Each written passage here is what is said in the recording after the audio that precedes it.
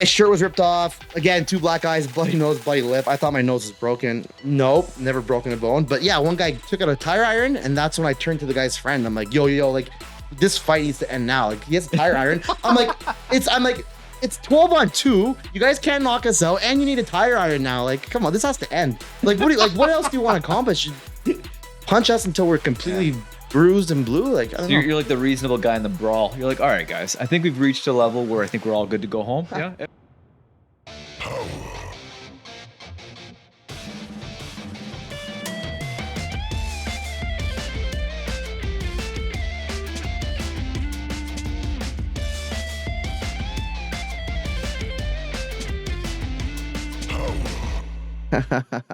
Me, buddy. I want a hue like you. There you go. That's gonna be the intro. That right there. Oh yeah? Yeah. Okay. Why not? Why not? Do it up. Pals, how you doing, man? Not too bad. How about you? Staying alive. Staying alive. So, you launching some shit? Not launching. I've officially launched, or I should say relaunched for a third or fourth time. Third or fourth? So why did you take Pizza Gym down before? I would say I didn't have a backup plan all 3 or 4 of those times. I would launch, something out of my power would happen, and I had to shut things down. So Out of your power? yeah, like a quick example, one of my suppliers got bought out. So all my products were unavailable. So Really? yeah, so when all your products are unavailable, that pretty much shuts down business right there. The culture was still there. Pizza Gym was still a living lifestyle, but there's nothing to buy. So Huh. yeah. So like all your shirts, all the hats, everything was just Yeah, so that was a mistake I made. So first time launching a clothing brand with no experience. I'm a designer, so I launched a clothing brand as a designer. So I went with pretty much one of the largest suppliers I knew, American Apparel. They had Oh, so you didn't do just like a on-demand thing. You launched with like an actual. it was print on demand, and they used American Apparel products, so they would print on American Apparel products. Okay. Yeah, which was perfect. So That's awesome. it's hands free. I designed the shirts. Once a customer orders, that's when they actually print it, ship it off, and that's when I get my payout.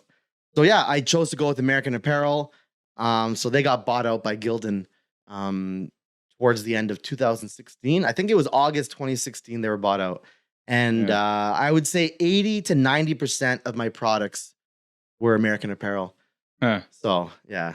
Yeah, that's pretty cool though. It's like a decent brand, right? Mm-hmm. Yeah, they have a tri-blend material. I don't know anything about fashion. I'm trying to learn as I, head out a clothing brand. But tri-blend, very breathable, perfect for the gym, perfect for like everyday wear.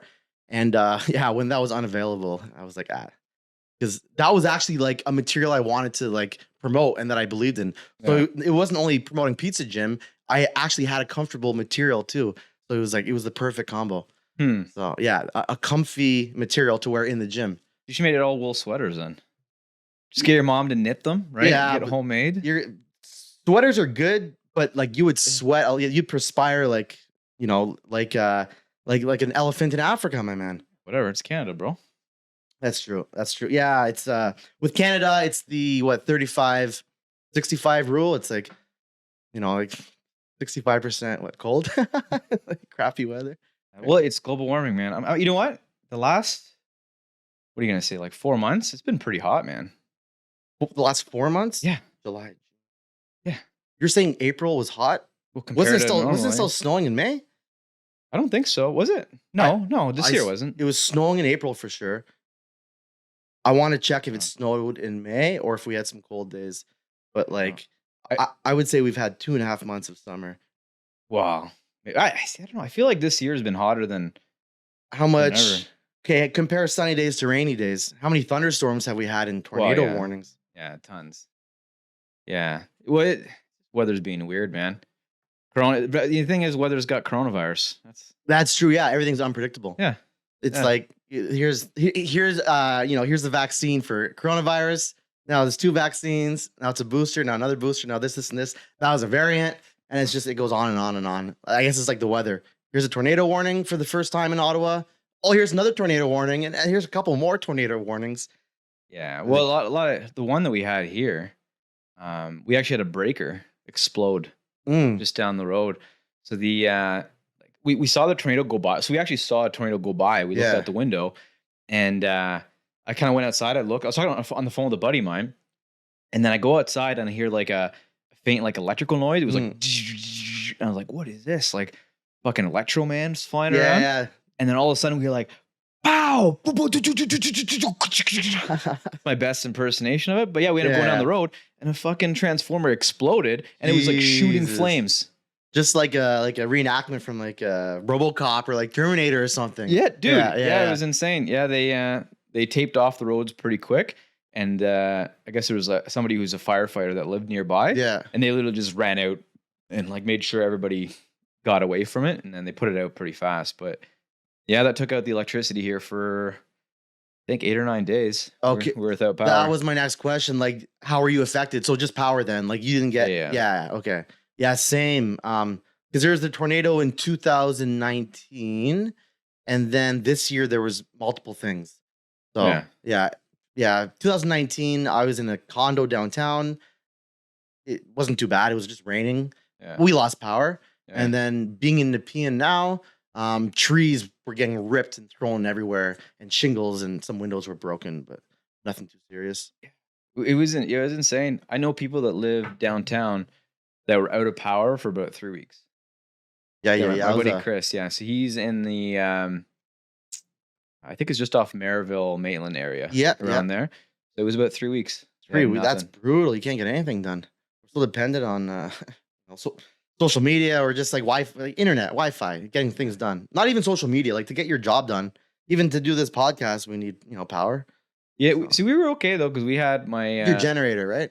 Yeah, well, my wife's uncle lent us their generator nice. because they're out in Belleville, and we were able to have power. Yeah, It was after like the third day, like Yeah. just enough to not have the freezer and shit get all spoiled. there we go. Oh man, yeah. If you had Good times. some, lobster and salmon, sitting there for 3 weeks in the warmth. Yeah. I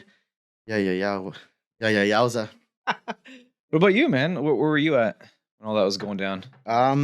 Nepean area. So those that are familiar with Algonquin College, that's where I actually graduated many years ago. Actually, that's where I met Matthias. I live down the street from where I met you. Oh yeah, So there you go. Right on. Yeah, when was it, dude? That was 20 years ago. No, it wasn't 20 Yeah. years ago. I wasn't 14 years old in college, man. It was pretty damn close to it. Dude, think about it. I was 17.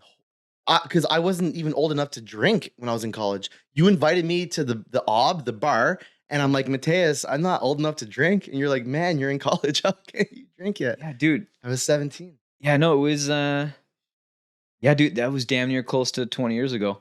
Maybe 19 or 18 years. Yeah, I remember. I 'Cause took a I'm trying to liking to you think. because you wore a shirt to college that said "farts are funny." Oh yeah. Ah! Actually, I wore that to work one day too, and then my boss is like, "Yeah, you can't wear that anymore." I'm like, ah. Well, yeah, that was pre-animation. I'm trying to think, when was Yeah. that? That was like 2000. Did we only take pre-animation together, or did we take 1 year of interactive multimedia together? No, I didn't do interactive. Yeah. Oh, media. really? Okay, No. so we just took pre-animation. Okay. Yeah, I went. I did pre-animation for a year, and that was the year that the teachers had the strike at the end. Remember? Oh yeah. So like the last month and a half of school, we didn't have anything, yeah. and then I got a thing in the mail saying like, you're accepted to the animation program, but you have to take a summer course because you guys didn't do your last year or the last month and a half, and then they wanted me to pay for that. Oh my So god. it's like, okay, so you guys went on strike, and you're saying that I could go in, but I have to take a summer course that I have to pay for. And like, I was like, they should have yeah, just I had don't you think- design their picket signs. That'd That'd be the trade-off. but at that around that time, I applied for a bunch of stuff too. So I applied for auto engineering, and that was at Windsor College. I applied for animation at Seneca, animation at Algonquin, and then I also applied for game dev. And then the game development program, they were the first ones to get back to me. Yeah. So I just agreed to that right away. And I didn't graduate it. I only did it for 2 years, year and a half. Okay, yeah, because I remember when you were in the game dev, and we go to the Algonquin gym. Remember the Algonquin gym? Yeah. Yeah. Even when I used to work at Algonquin, so I used to go to the gym there all the time. Oh, that's why. Okay. Yeah. Yeah. The Algonquin gym's nice. It is nice. It was white. Yeah. It was like white and bright and like yeah. Yeah. So then you did pre-animation, right? Yep. And then you did interactive multimedia. Yep. So I'm pretty sure it was 2004. I think it was 2004. You know what? I'm gonna say 2006, 2007, 2008. I'm pretty sure I graduated from St. Pius 2005. Went to Algonquin 2006, 2007, 2008, and then in 2009, that was the year I was trying to figure things out. Yeah. I still never figured them out.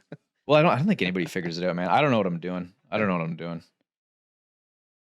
Excuse me, I'm trying to think.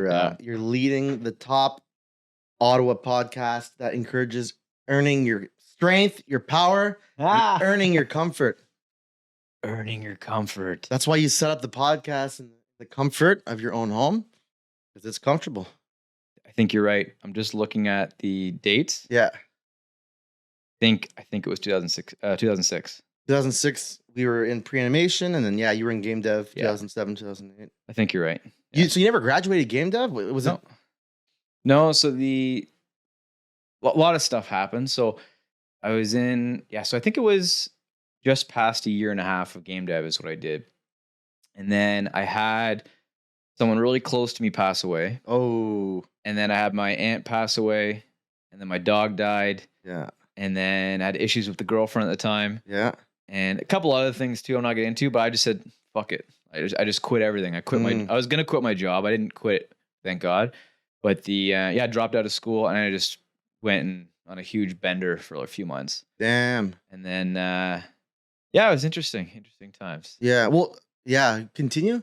No, that's all the detail I'm going to go into. So actually following up to your story and following up to the first time I actually shut down Pizza Gym. Yeah. So American Apparel getting bought out, that was like the final straw, or like the last nail in the coffin, I guess. Yeah.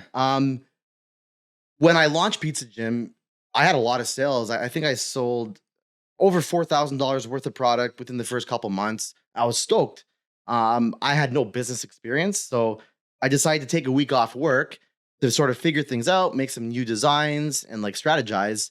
And I had 2 childhood cats, 2 childhood dogs, and like day 2 of this 1 week I took off, my cat dies, 19 years old, and within a 2-year span, both my childhood cats died, and both my childhood dogs died. Yeah. So like I draw from a place of like passion, and like it was really tough that week to try and draw new designs. I was mourning my cat. Yeah. And then there was a girl I was hanging out with, and I was being active. I bought a bicycle because she biked a lot. Wanted to get more active and find a common interest. Yeah. And then she ended things pretty quickly, and then it was the whole American Apparel getting bought out, and I was just like, I'm in a really crummy mood right now. I'm gonna focus on other passion projects, and maybe focus on my career more. Yeah. And take life seriously. Yeah. And like I was in that dark spot, Girls always get in the way. They always get in the way. No, it's true though. It's true. The girls I attract get in the way. It's funny because girls that are my friends have supported me my whole life, and been, like, they've done voices with me. They've helped do graphics with me, and helped edit my logos, and like my mom's encouraged me, and my aunt. But yeah, when it comes to like relationships and dating, the types of girls I attract are I don't know. I don't know. I know. I thought I was whack. We'll just leave it at that. I lucked out. I really lucked out. Yeah. Yeah, Nicole's great. You've been with Nicole for the entire time I've known you, or you guys were getting together. Yeah, no, pretty much. Like, yeah. I think we broke up for a little bit while I was at college. Yeah. Which is always good, because then you guys get to see, like, it's always good, like, disconnecting, and then because when you reconnect, it's the strongest connection ever. Yeah. Well, sometimes. Yeah, sometimes. Yeah. Sometimes that doesn't happen, but yeah, no, we've been together for. I'm gonna screw it up. I'm not gonna say the time because she's gonna listen to it, but a long time. Yeah, long time. But yeah, no, she's great, man. She's great. And we got a kid now. And we actually have you seen the dog, eh? I sent everybody Yeah. pictures Oh of yeah. the Yeah. dog. Yeah. Yeah. That's the newest baby. Yeah. Okay. Okay. Dog owns the house How now. old's the cat then? Tristan is probably 16, 17 years old. Really? And the other cat, I think, is about 9 or 10. That cat that just came in was like 16, 17? Which one was that? The white one? Fat white one? Yeah. No, that one's like Okay, because that one eight- seems young. That one seems like 8 or something. No, Yeah, maybe okay. 7. Did I see 7 or both 8. cats? Was there? I saw 2 cats. Could be. Yeah, there's 2 cats. Yeah. Oh my god. Dog's here not right now, though. Yeah, The yeah, yeah, Dog's out with my wife. Okay, I guess I thought it was the same cat. No. The yeah, it's interesting. Well, we got the dog. It's a COVID dog. Like everybody's getting dogs now during COVID. Yeah, or having babies. We're having babies. Yeah, you have a lot of babies on the go. Not me, but all my friends had babies and second babies because COVID's been like 3 years now. So, and all the weddings got so.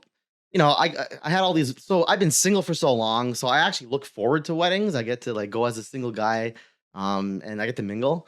So I had like 7 weddings get postponed indefinitely, and then they all had babies instead, and then half of them actually had a second baby.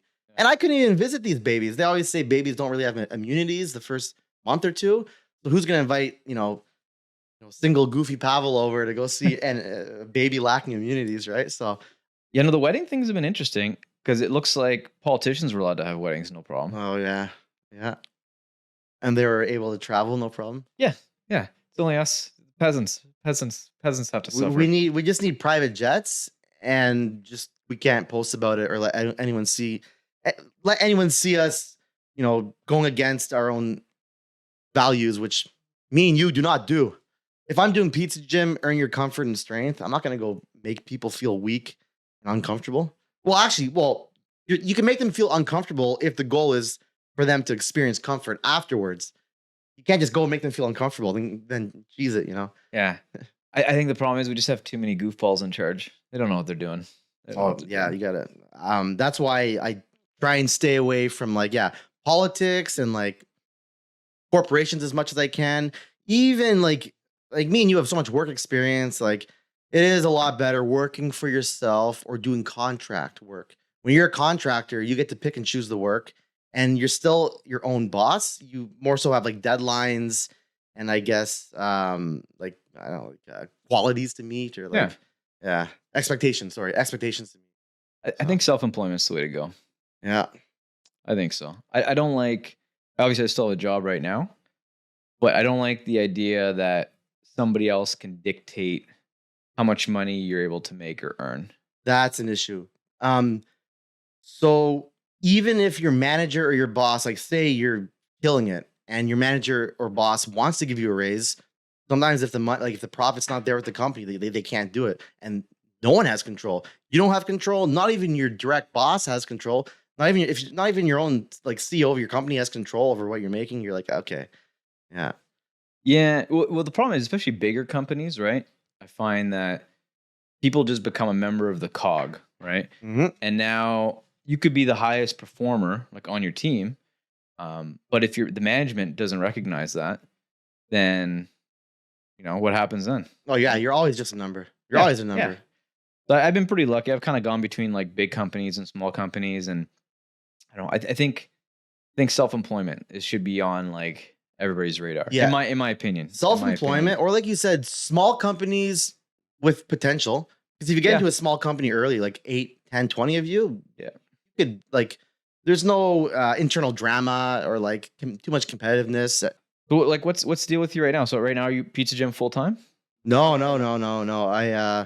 I work full time in tech, remote job, which is another thing I encourage. So yes, running your own company, getting into a small company or remote work, where at least you don't have like a manager breathing down your neck, and you're not like micromanaged. But yeah, so I do full time tech. Part time, I work for the movie industry as a location production assistant. Okay. And then I do Pizza Gym outside of that. And I also do Junkyard Animations outside of that. You're doing that first, though. Junkyard Animations was my first baby. Yeah. Are you still doing that? I am still doing that. I'm currently viral on TikTok. Saw that. They keep taking you down, though. If you define viral as a million views for a piece of content. I had several pieces of content, several different cartoons get at least 1 million views. I had almost 50,000 followers on TikTok, and then I got shut down permanently. So I had to start a new account. And, that one's going viral again too. But So can you make money on TikTok? you can. It's sort of like, think about YouTube. People were making money off YouTube, lots of views, lots of subscribers, and then the ads come in. And then what happens is that YouTube and the people that are paying for ads are the ones taking all the money. That's why YouTubers are struggling now. And YouTubers are switching to Instagram and YouTube Shorts, and they're doing content not just daily, but hourly and minutely. I see former YouTubers that are on TikTok live every time I go on. I'm like, whoa, that's obsessive. That's beyond. I don't know. That's when you become a robot. That's not work. That's not passion. That's excessive. Yeah. It's interesting when you talk about like people doing content, right? Like through YouTube and TikTok and whatnot. Yeah. It's like it seems to always start off as something just for fun. Yeah. And then some people, it just like consumes them. Exactly. Right? Yeah. Sorry, back to the monetization. Sorry, yeah. You go live and people can donate to you, send you gems or coins. Yeah. With me, it accumulates to like 5 to 10 to 23 cents a week, maybe, if I'm lucky. Yeah. If you get sponsored or someone does recognize you, then that's where money can come in. Yeah. So like you need to get sponsored or some sort of like agreement. Okay. There is like, you could make money off ad revenue, but is that sustainable? What if in the future you're not getting as many views, or that company doesn't exist, or things have shifted? So that's the interesting thing about platforms like TikTok and YouTube and whatnot is when you start when you start to like focus and fixate on that's where your primary source of revenue is coming from, and then they decide to cut you off. Like, what do you do now? Exactly. So with me, I'm like, all right, I want to find a full-time, steady career, remote, beautiful. Yeah. Part-time fun job. The movie industry, amazing. Do your acting and stuff too.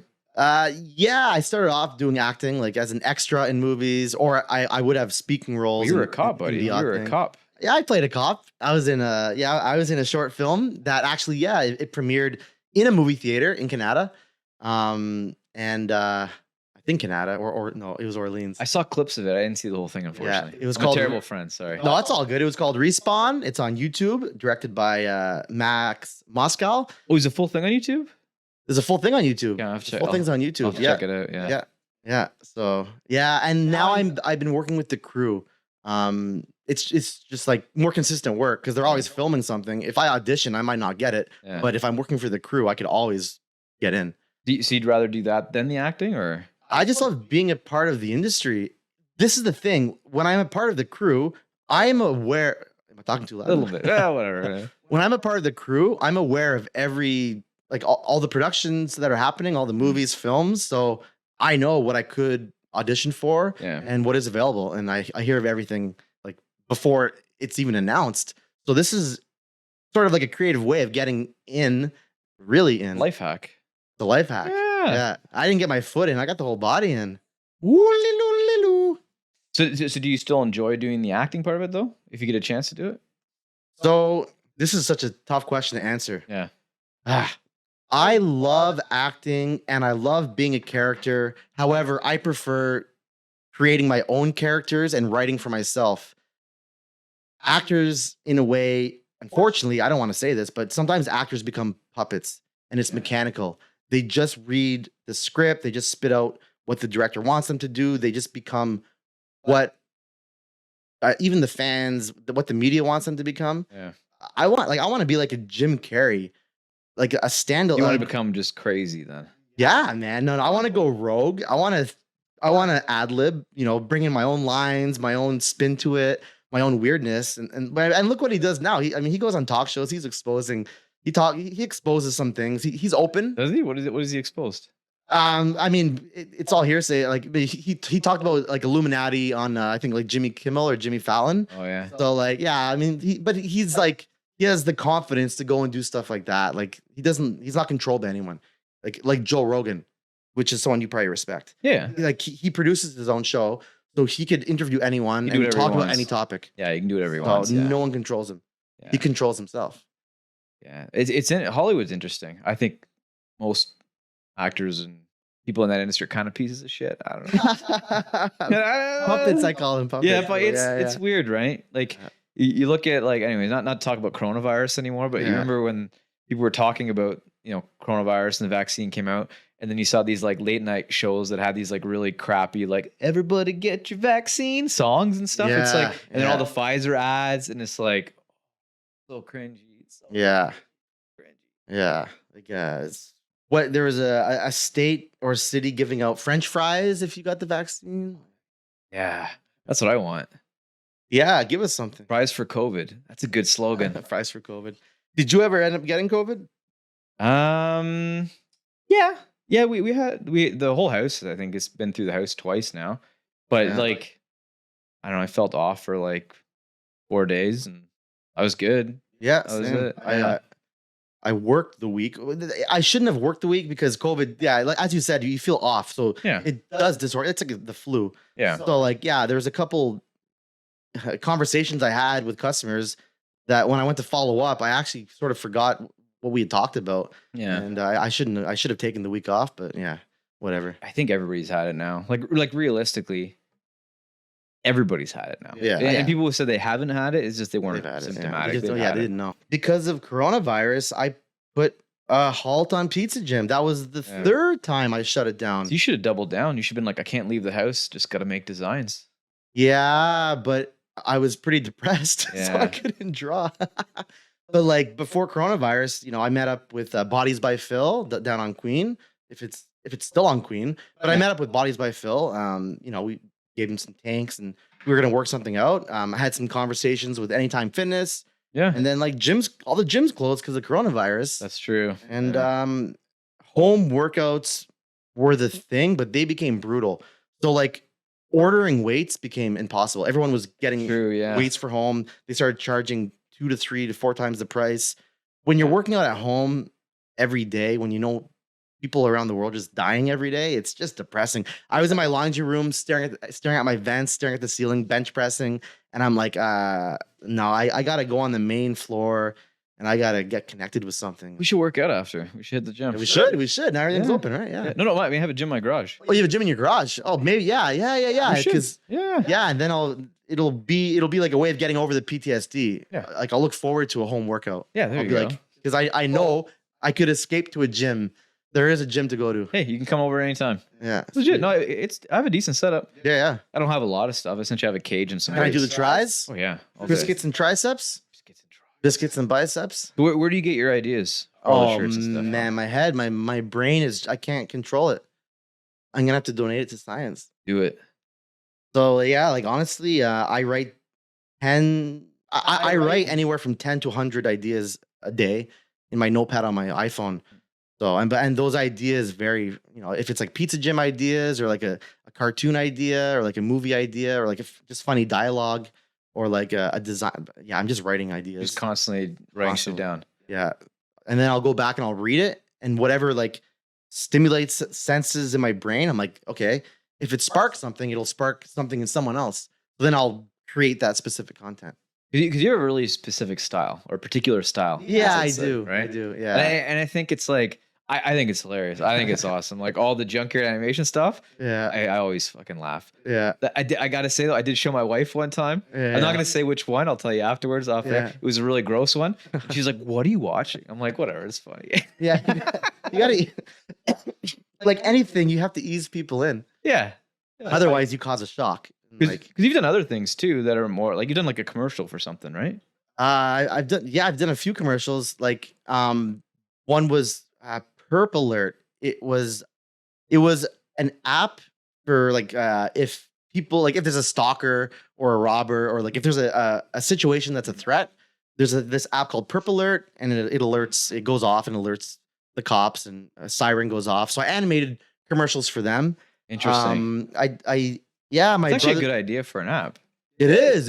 Yeah, like your iPhone just starts going woo, woo, woo, Purple Alert. Or I don't know I forget exactly what it does, but yeah, it goes. Your phone goes crazy, and I mean, yeah, that would shock. I assume it would shock the perpetrator. Well, I guess it depends where it is, but yeah. Yeah, where and who. Yeah. And then Does it call the oh. cops too though? Sorry. I believe so. Yeah, I believe the phone, like the alarm system goes off and it auto dials the police, and it goes on speakerphone. I'm pretty sure. And starts recording it. Yeah, isn't? Yeah. Oh, yeah, and it records it, video and audio. Yeah, that's actually pretty amazing. Huh. I wonder if it still exists because I did this back in 2016. Oh no, 2014. Didn't you do something for like a car dealership or something? A Could've swore- car cleaning company. Car cleaning company, maybe, yeah. Pure Steam. Okay. Yeah, for Pure Steam. Oh, you know what? You might be thinking of the luxury limousine company in Vegas, Vegas Total Access. I did a Could be, commercial for like is it a limousine company? That's awesome. So how do you find these guys to do the animations and work for? Networking. So with the Vegas limousine company, me and my friends were in Vegas. I got to talking to the limousine driver. He mentioned that he was actually the owner of the company. His driver was unavailable, so he was just driving us for the night. I'm like, oh, you're the owner. I'm like, hey, if you ever need an animated web commercial, let me know. So I just pitch. I'm always pitching. Dude, that's awesome. That's what you gotta do. That's Yeah. amazing. Yeah. So you essentially just met the guy, pitched him, and then you touched base with him afterwards and started. Yeah, I grabbed his number because he was our limo driver and he got us. I think he got us bottle service. No, he was our limo driver, and then he said, if you guys want bottle service or hookups, message me and I could do that for you. Yeah. So I had his contact info, and then I just messaged him when I got back to Ottawa. Nice. And then I've been to Vegas 4 times, and I've seen him all 4 times. Thanks for the invite, man. Appreciate you. Oh yeah, because you love Vegas. Okay, so we'll go to Vegas and we'll visit my boy Charlie. His name is Charlie. Charlie Vegas. Charlie Vegas? That's not his actual last name, but that's what he goes by, Charlie Vegas. So, yeah. So who's Charlie Vegas? He's a limo driver. He's the one that owns he's the guy. he owns Vegas Total Access. He owns the limousine company. The thing is this. So this was back in 2011. I still have him on Facebook, but I'm unsure if if this is still the name of the company and if he still runs it. So I'll have to touch base with him and see what's up. But we'll link up with Charlie. Yeah. Because you went to Vegas for UFC. Yeah, I Yeah. went. I don't remember which one it was now. For UFC 98, I was there. And I went there for my bachelor party too. Oh, wow. Thanks for the invite. Yeah, well, you didn't fucking invite me, so fuck you, man. I never had a bachelor party. Wow, Oh, you mean, sorry, the Vegas, yeah. So, yeah. All 4 of my Vegas trips were for bachelor parties. Oh yeah? Yeah. Why not yours? Actually, man? 3 of them were. Why not yours? I haven't been married yet. You gotta get on that. Get on that. I'm trying to. Yeah. Now, marriage is overrated. Actually, any single ladies that are listening to this podcast, I'm available. If you guys like a weirdo and a weirdo who runs multiple companies. Yeah. Free Pizza Gym merch. Yeah, I'll give you free pizza and merch. Free pizza dinner. Pizza and no, never mind. This could be your intro video on your Tinder profile, whatever. They Yeah. click on it and then Pizza and paintballing. pizza. Paint. Shot through the heart. No, I dig the logo though. The Pizza Gym logo is good. You like That's it? The legit. pizza slice on the barbell. Yeah. Earn your comfort. Earn earn your reward. If you want to have that slice of pizza, go hit the weights, man. Or even just the even without the barbell stuff, like just the font with the yellow triangle. That just looks Yeah. slick. It's very slick. Yeah. Not to expose my secrets, I'm not going to tell you guys what font it was, but yeah, for like that A, it was I used an inverted effect, which made the A look like a pizza slice. How dare you? Oh. How dare you? All right. Actually, sorry, and I didn't do it. I had a graphic designer do it. Her name is Jess. So I'll give her a shout out. Jess, actually, I designed the initial Pizza Gym logo, which was the barbell on the pizza slice With the on barbell, the barbell behind it. Yeah. with Pizza Gym, just this basic Comic Sans font. I think no, I didn't use that. I used some like bubbly font, red and blue, like old school DOS, like old school computer programs, that like blue screen or that like red color, like those are the colors I use because it was for nostalgic effect. They see Pizza Gym, pizza and activity, awesome, but those colors pop to them. Anyways, it made no sense after a while, and like, Whatever, man. Whatever. yeah, Jess did this new Pizza Gym logo, new font, and I love it. Yeah, and then my friend Connor changed it to black. Actually, you know Connor. Is You it remember same Connor? Connor Ginger from, guy? Yeah, Connor the ginger Ah! from Algonquin College. How's he doing? Very good. Yeah, he was my advisor for a bit for my Pizza Gym designs because believe it or not, everybody, I'm colorblind. So Connor would give me his feedback and like, yeah. You're making like purple pizzas and stuff, and he's like, "Hey, man, you gotta relax a little bit." Sometimes with the colors of the foods, it was not the right color at all. No?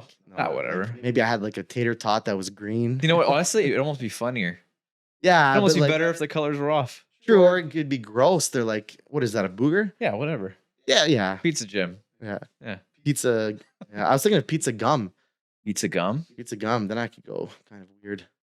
Or pizza jam. You know what? It's kind of interesting. If you think about gum, there's no like, it's all like sweet flavors, right? Yeah. There's no like beef flavored gum or like potato flavored gum. Why not? Oh, you mean like go that direction? Yeah, Yeah. whatever. Well, I was gonna say like pizza gum. Get yourself out of a sticky situation.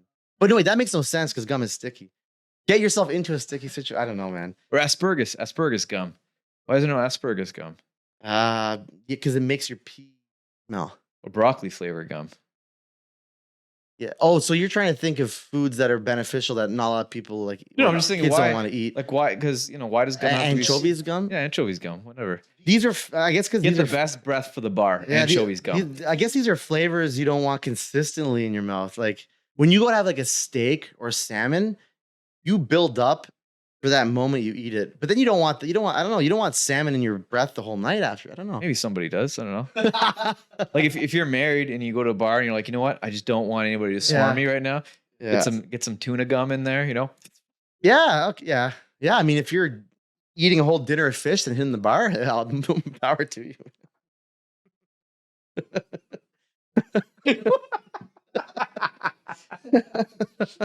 I just picture honestly. I want somebody to create like a fish flavored gum. I think that'd be good. I mean, Bit of mint though. Bit of mint, right? So like shrimp and mint. if you're able to, people have their own craft beer. Like if you're able to make your own wine and beer, I'm sure that there's a capability of making your own gum, and then market for that. Yeah, and you why can not? say, hey, like, do a prototype of fish gum, see if it takes off. I personally know it won't. But Whatever, man. I think you're underestimating the shrimp and mint. Ooh, The shrimp and mint niche out there, man. I think there's something man, special. I'm honestly almost throwing up in my mouth. Shrimp and mint. I don't think anyone's ever like put those flavors together. Yeah, exactly. You never Shrimp know. mint pizza. Well, think about it. It's the first guy that put together like peanut butter and chocolate. Like he didn't know what he's doing, and all of a sudden he's like, Ooh. damn. Yeah. Shrimp and mint guy, right? Shrimp Yeah. mint, and he's just like, damn, this is. Lobster and caramel, I think, was done. That Lobster lobster, and caramel, like popcorn, I think it was. And that kind of sounds Yeah, well, it's the whole. sweet and salty. Yeah, sweet and salty. Yeah. But like, mint and fish. I don't know, man. Yeah, man. Shrimp and mint. Nah. We'll experiment. We'll make some shrimp and mint gum. Okay. Maybe. Okay. maybe Yeah. I maybe mean, I'm thinking about like a mojito. Like instead of those crazy wild Caesars where there's a whole dinner stacked on top of it with a sausage and a hamburger and whatever else there is. Nah, I lost my train of thought. Whatever. Oh yeah, sorry. Yeah, a mojito with like a bunch of shrimp on the skewer. Yeah. Yeah. A little bit of mint. Shrimp mint. A Yeah. little of mint in there. And you chug it back, chew it all, pretend it's gum. Yeah. There you go. It's gonna be delicious. Yeah. I'm not gonna eat it. Oh. But somebody will. So. Okay. Good luck with that, bitch. I mean, So yeah, man. So what's the future of Pizza Gym then? Where are you going? so Pizza Gym is a clothing brand and it's a community. So that's it. So like I always want to have like a culture. So I always want to have like people online in like social media or wherever they are, just representing Pizza Gym, which is like earning your strength and earning your comfort. Yeah. So I always want to have a pizzagym.com website until I die. I always want to have my own Pizza Gym clothing brand online living. And then over time, if people believe in it, it'll consistently be there. So Yeah. that's the goal. Yeah. So is the goal to be like eventually full-time Pizza Gym? Like So like when it comes to like like you professional business wise, I mean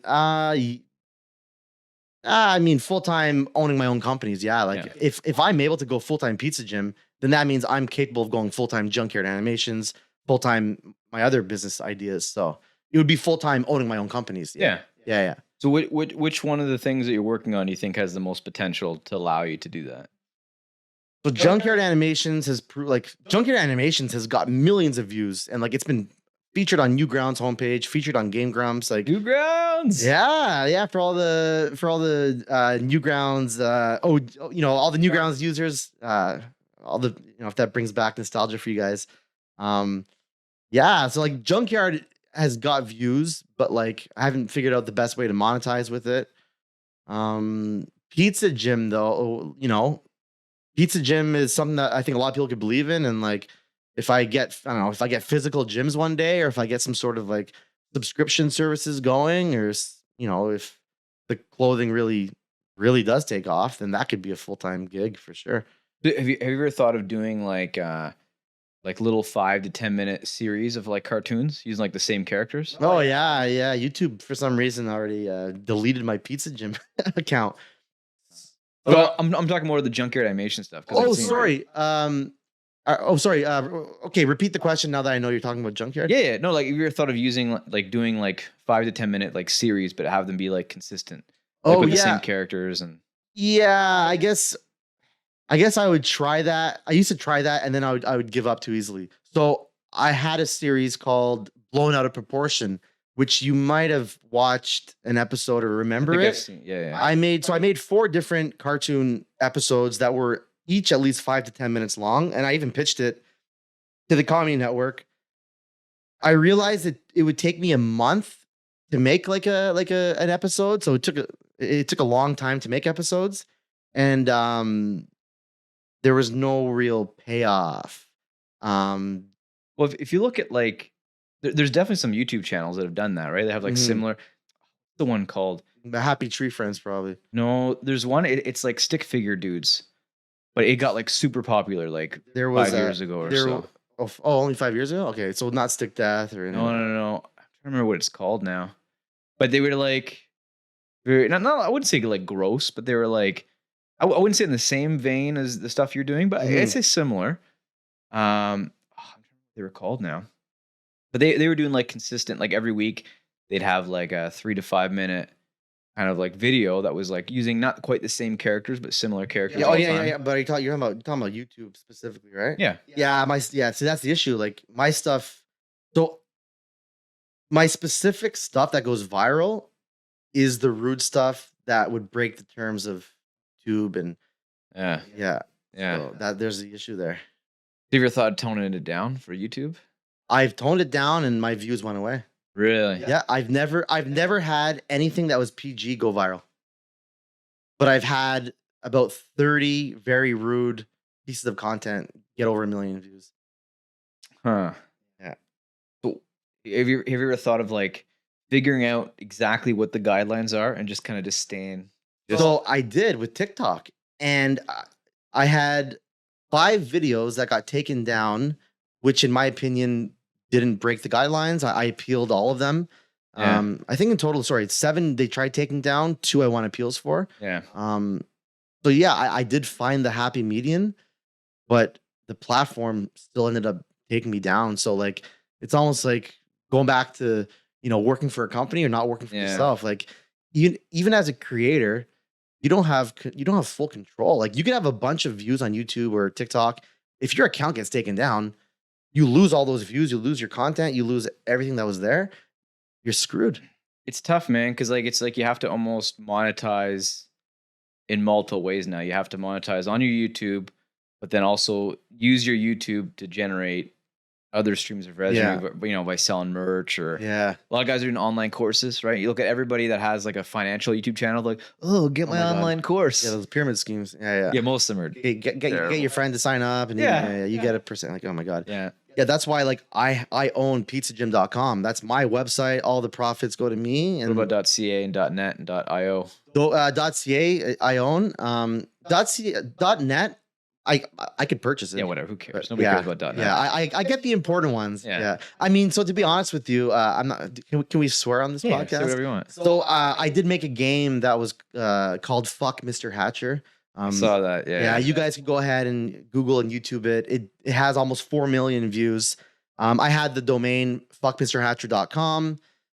After a year, I just let it expire. Yeah. Someone apparently purchased it, and they're trying to sell it for like $4,000. So Oh yeah. like, yeah, it's You missed out. No, but nobody's gonna buy it. Whatever. no, that's what I figured. But So that was a Flash game, right?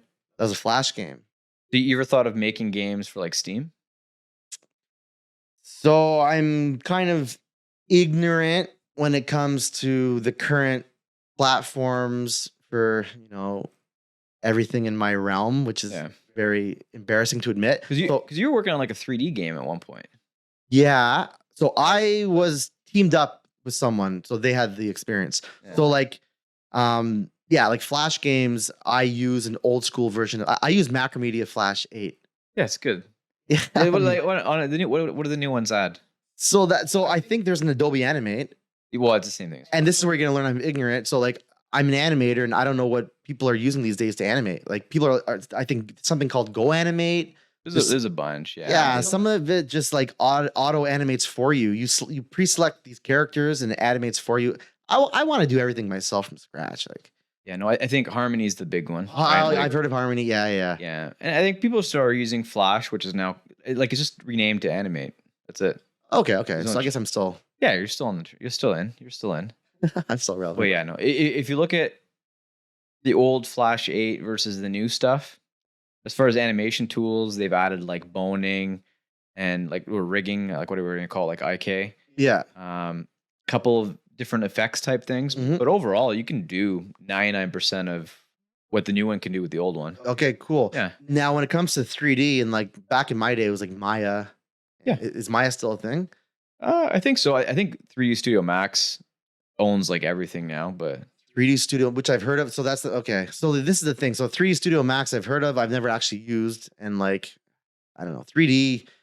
I have some experience in 3D. Like it's like you're molding pottery in a digital world. Yeah, kind of, complex. Yeah. So they actually have ones now. Like there's like ZBrush and a couple tools like it where you start off with like a sphere and you just like manipulating it like clay almost. Yeah, and then you rig it to follow a path of where it's going to end up. Like have it travel through a city. I don't think those tools do animation. I think they just create the models, and then you have to bring that into like. Oh, see already, like it's so much. You have to have multiple programs. And I just want to draw a nice little pizza, lifting his weights, export it, upload it. You're good. I miss the old Flash days. Like is Newgrounds? What do you mean you missed it? It's still here. It's here. Not the same though. You get an old computer, old versions of Flash. It works. But like Newgrounds, right? Like Newgrounds was crazy before. Now it's like Newgrounds. They used to get 500,000 unique visitors per day, and their site wasn't littered with anime and hentai porn. Is that all it is now? And porno ads. Yes, unfortunately. I haven't been there in a long time. Yeah, there's actual like porno cartoons and porno videos and porno ads. Like let me just to-do list check out. But like before, you remember the old Newgrounds culture and the current Newgrounds cult or whatever. Cults, yeah. It was, well, you know what I mean. Like people consider themselves Newgrounders. Yeah, like people who are into like poop and fart jokes. Yeah. I don't know what you call those. Are you a poopy or a farte? Yeah, but like, are you a Newgrounder? Like we call it like you're Newgrounder, NGOG, and like that Newgrounder, like Sick Animation, Blockhead, Happy Tree Friends, and all that. But it was independent animators, independent artists uploading their content and like trying to make it, and like we all got to experience it. Like, oh cool, they now sell t-shirts, they're trying to monetize, they have a website, oh that's kind of cool. Now they're trying to bring traffic from Newgrounds to their website, and I got to learn firsthand how other creators were trying to make it as a creator and like live off that. I think there was something really special about Newgrounds back then. Yeah, they used to have a blamming system. So when you uploaded content, it would go through a rate, like a portal. Like it would get rated from 0 to 5. If you were rated like under 1, it would get removed from Newgrounds. Yeah. So your stuff had to be of quality, and when your stuff would get voted onto Newgrounds, you felt special. You were on the front page a bunch of times. I was on the front page a bunch of times. And to be honest, my first like 5 cartoons got rejected. And I was so discouraged that I didn't upload to Newgrounds for like 2 years. Oh yeah. And then so if you guys want to fail forward, I go from a guy that's getting rejected from Newgrounds to like getting featured on the front page to getting like a few million views on my content. Yeah, I'm trying to remember the first few things that I created on Newgrounds, they got dumped. Blammed. I created a text-to-speech engine in Flash. Oh yeah, and I think that got blamed. I'm like, what? This is so cool. Clever, so cool. But yeah, no. Well, it's not the demographic, right? There's like, I can't get it to say fart cool enough. Yeah, because this was from 1999 to 2008. I would say it was like the strong Newgrounds Yeah. era, even 1996 and on. But yeah, it was about like the dress up games and like the dating games. Like yeah, You remember romp.com?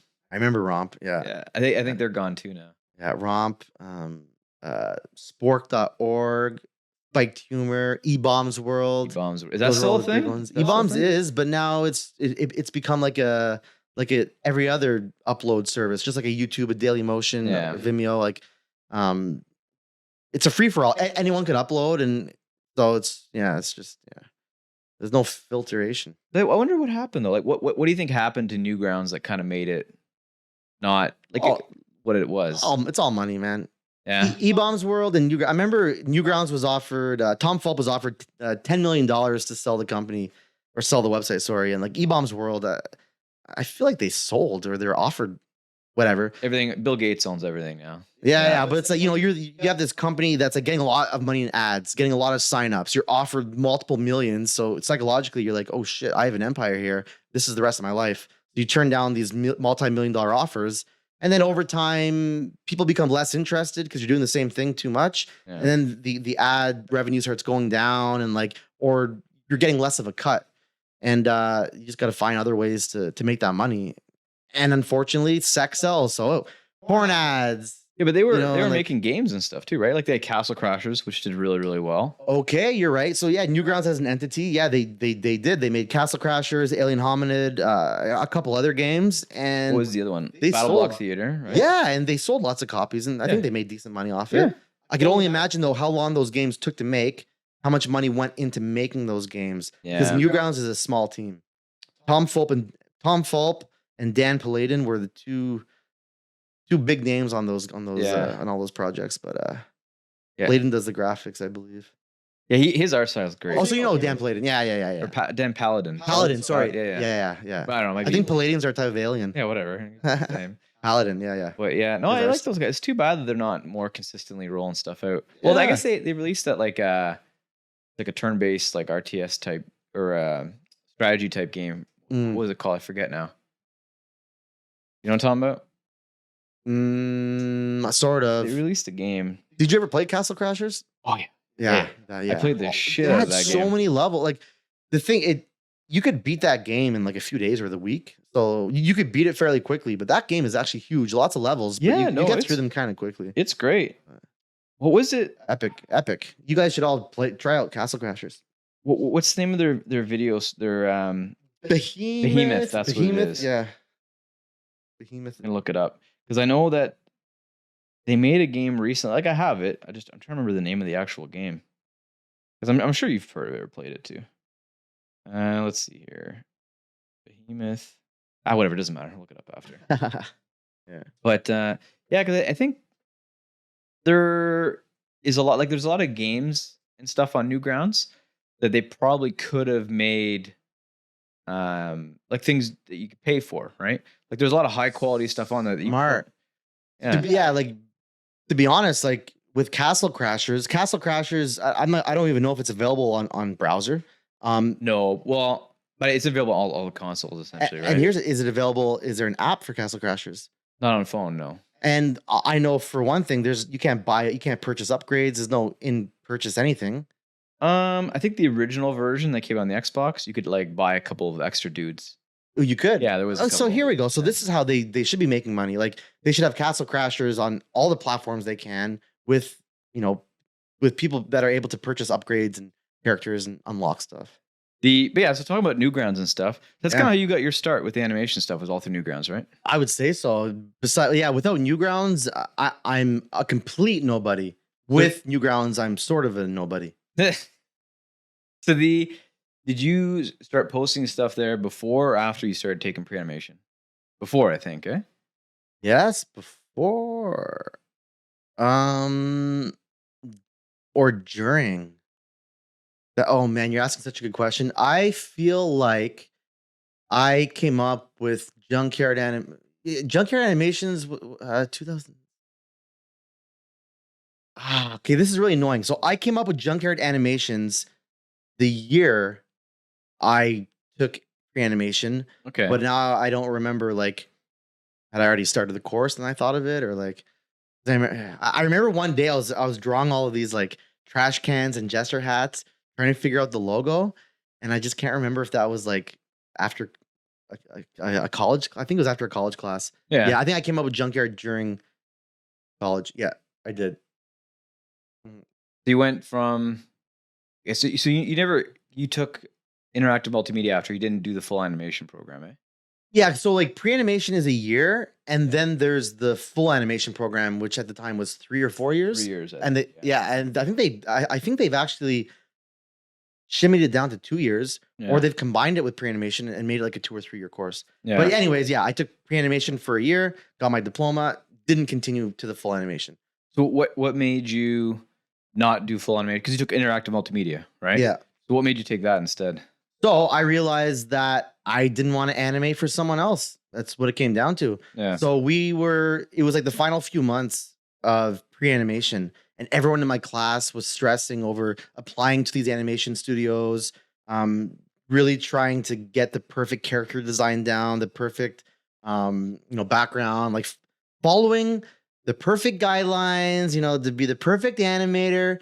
And me, I was always like, this isn't bragging. I meant I was raw and authentic and like original, and like I would draw aliens and I would draw monsters. I would draw people with like and penises, lots of penises.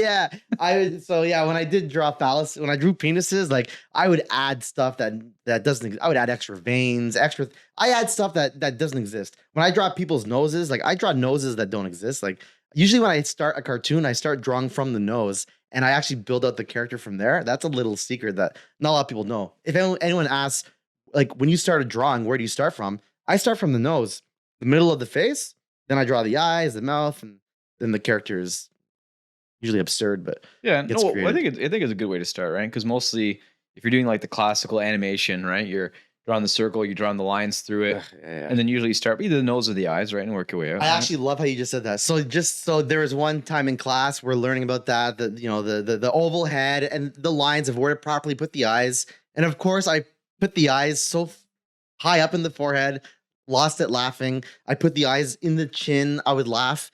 And that's when I realized I want to make my own cartoons. Like if I'm going to animate, I'm going to have my own animation studio. I'm going to have my own series, my own cartoons. I can't work for someone else. So. Yeah. I was like interactive multimedia. I can learn all the tools to do that. So. Yeah. No, I think it's a good way. I wish more people did that.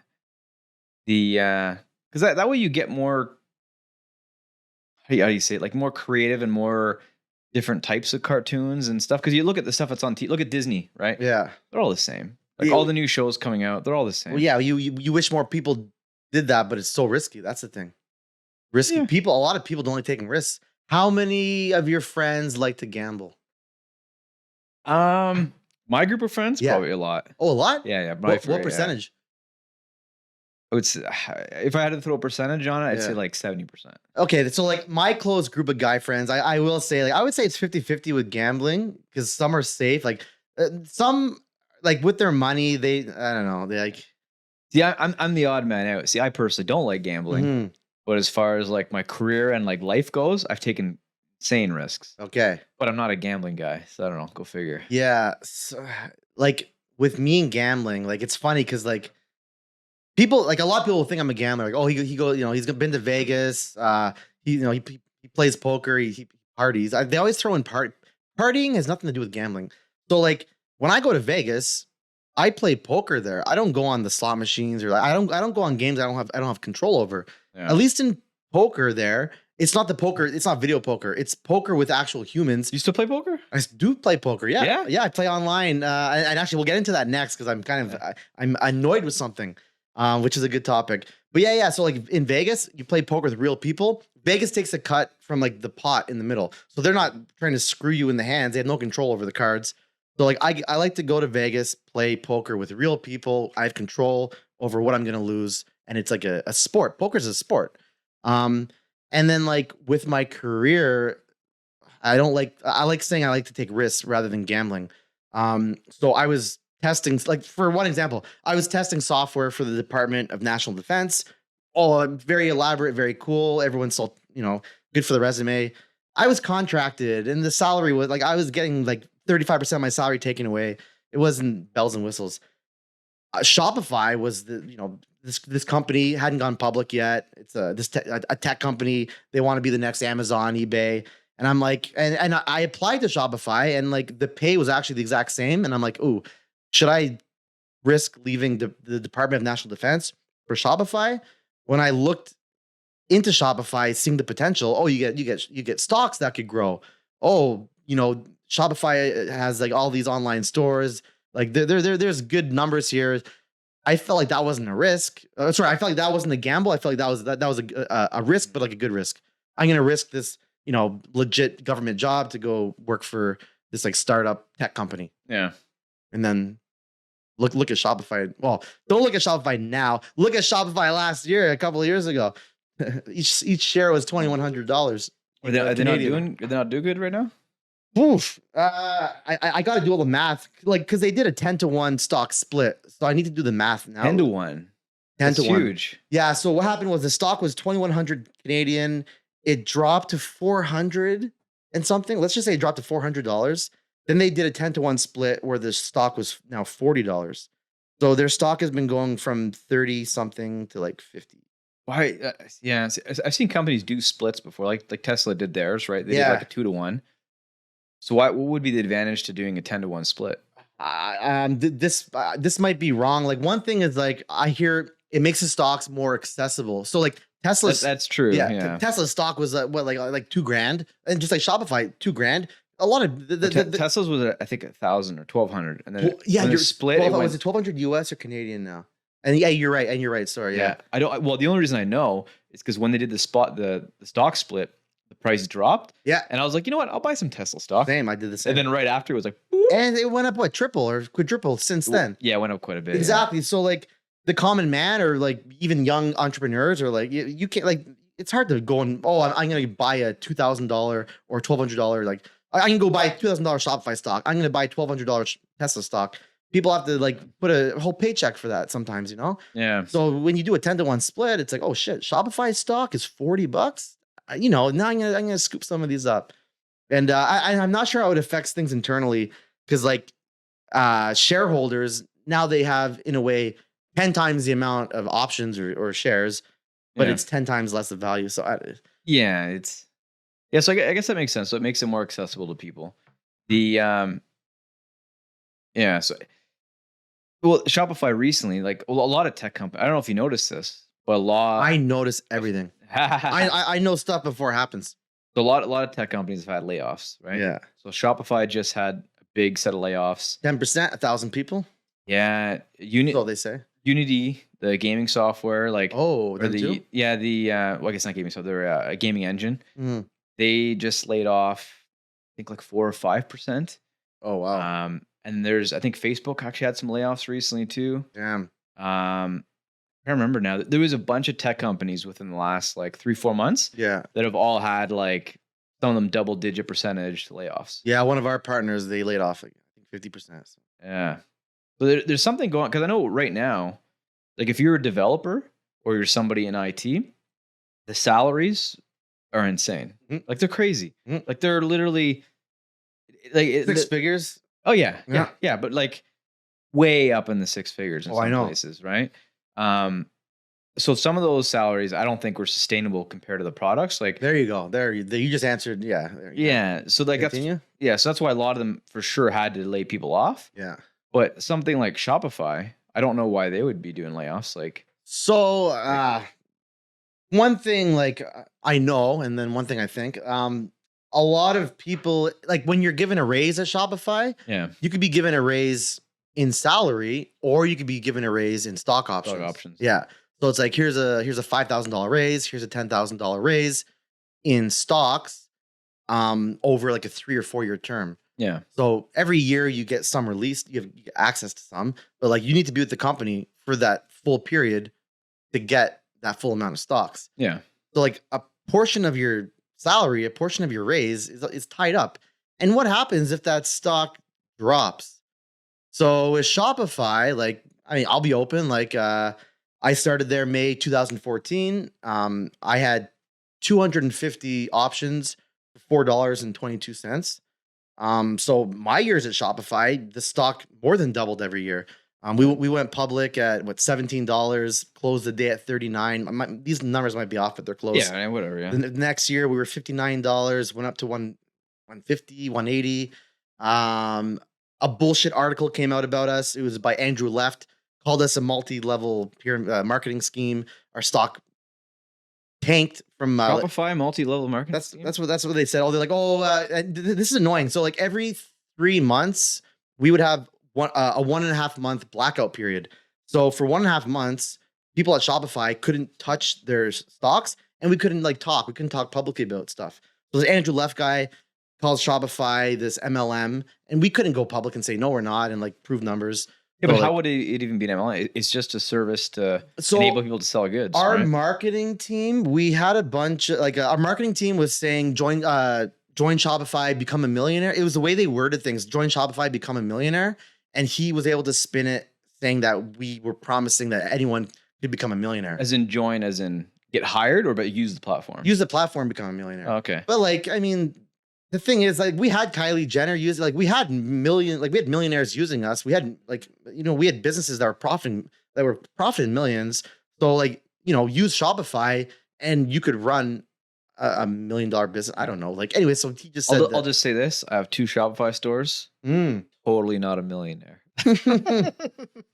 That's another issue I think was made public.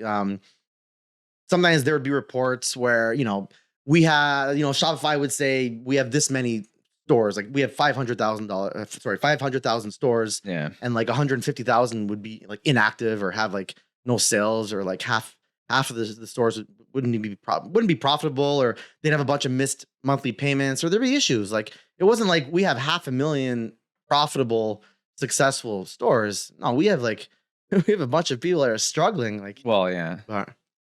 You know what's funny about Shopify? So about 4 or 5 years before Shopify came out, I built a tool called Crystal Carts.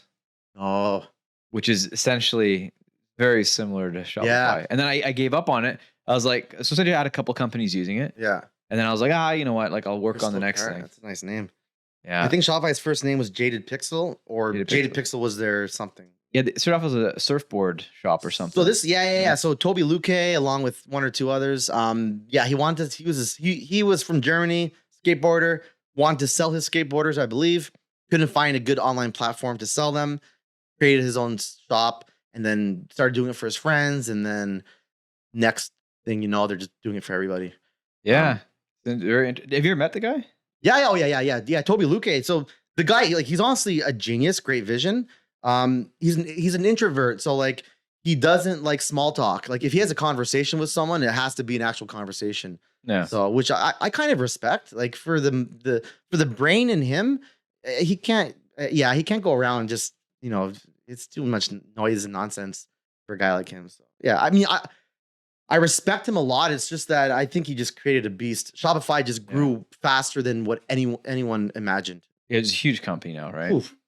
Oh, sorry. So I wanted to finish off the stock thing. Sorry. So sorry, I diverted you. Sorry. No. Yeah, that's the whole point of it. I think I diverted you. I diverted myself. The stock went from 180 to 111 when Andrew Left made that bullshit article. Yeah. We jetted back up to 220. That was 2017, 2018.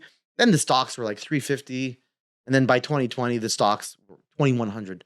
So I was gone 2019. So the whole time I was with Shopify, almost 6 years. The stocks went from $4.22 up to $356. So imagine a percentage of your salary is stocks, and those stocks are just doubling and doubling. Your salary is insane. So some of those developers that are making 6 figures, who a percentage of their salary is in stocks, and who have a lot of stocks, some of these developers had minimum 10,000 shares. Yeah. I was told some developers had I think 100,000 shares for 80 cents pre-public. What the hell? At $2,100 a share, what is that? So are 20 million? Are those shares 200 million or options? These were options. So an option is, so they would purchase them at 80 cents and get whatever the value was. Yeah. So once you go public and we're $17, it's pure profit. So I would pay $4.22 to take whatever was profited. Yeah. So if I'm, when I was exercising at, $220, it's like, here's $4.22. Here's my 100 and, $16 or Yeah. 15.78, whatever. So do you still have some, or that's? Oh, no. All my Shopify shares are gone. Yeah. I think I bought some when they were at $40 recently, but like Yeah. all the stocks I had during my time, I was given more as a raise. Yeah. All my options are gone. All my options and shares are gone and spent. So You bought a nice house, cars. I blew some money. I was living in a condo. Didn't own the condo. It was a very expensive rent, but I was living in a condo. It had like a sauna, hot tub. I bought a BMW and like bought myself some pet turtles. You rolling up. It's a nice car. I got some furniture and like settled all my debts and like, treated friends and like put money invested in myself. And like, yeah, I feel like I did good with the money. I mean, I could have, I maybe should have bought a house. I had enough money to buy a house at the time, but I got to live it up. So Yeah, whatever. yeah. Well, like housing now is insane. Oh my God. But it's gonna crash. It has to. Oh yeah, of course. It has to. There's no way. Because like Everything crashes. I have a few friends that have bought houses in like the last year and a half, and I don't know how you could justify it. Yeah. I couldn't justify spending like almost $1 million now. Exactly. That's what I was saying recently. Like everyone's talking about like, $1 million, $1 million. And like $1 million isn't even that much now. Cause that's the price of a house. Yeah. And no one, a small percentage of people buy houses outright. Like, Yeah, nobody does really. yeah. Like real rich people. Yeah. Like, Here's 10 million in cash. Like, Yeah, no. moving the Manitic. So right at the beginning of COVID, I was looking at buying a piece of land with a buddy of mine, and it was 250 acres. Mhm. And I think at the time it was like 200 grand. And we were looking and excuse me, me and him and potentially a third person were looking at maybe going all in and buying it. Really nice piece of land. There was a quarry and like it wasn't that far out of very Ottawa. nice, yeah. And we decided to pass up on it for some reasons. Mhm. Had we bought that, like that piece of land would have been in the multi-millions now. Oh, in the multi-millions. Oh yeah. Damn. Current market? Yeah. Oh yeah. Yeah. So I fucked up. We should have bought it. I fucked up. It was me. Yeah. Everybody else was like, yeah, we should get it. We should get it. So here, I'll tell you the problem. So the issue was when we were looking at it, there was people living on the property. So it looked like they were like gypsies or something. And there was a bunch of brings down the value or something. Well, no, there was a bunch of the thing is if you buy that property, right, and you have these like drug addicts because they look like they're gypsies and druggies and stuff. Because I essentially was going through some of the stuff there, and there was like fresh crack pipes and shit. Oh yeah. And I'm like, you know what? Like this is going to be a problem. We're going to buy this piece of land, and these people are not going to leave. It's going to be a problem. So I was like, it might not be worth doing it. And they had like a bunch of tents that were set up off prop, like on the edge of the property that they were kind of trying to hide. And I was like, I'm pretty sure they're living in there, and I'm pretty sure they're making drugs and stuff, right? But yeah, in retrospect, like I know that's when you have to. That's when you need the foresight and the vision. It's like in 5 years, are these crackheads living in these tents? Are they actually going to still be here? There's no way they're multiplying and progressing. They're just you don't know that. Yeah. Sorry, you're right. It could have turned into like Trailer City. Well, or not even actually. No, sorry. They can't upgrade to that. They're tent.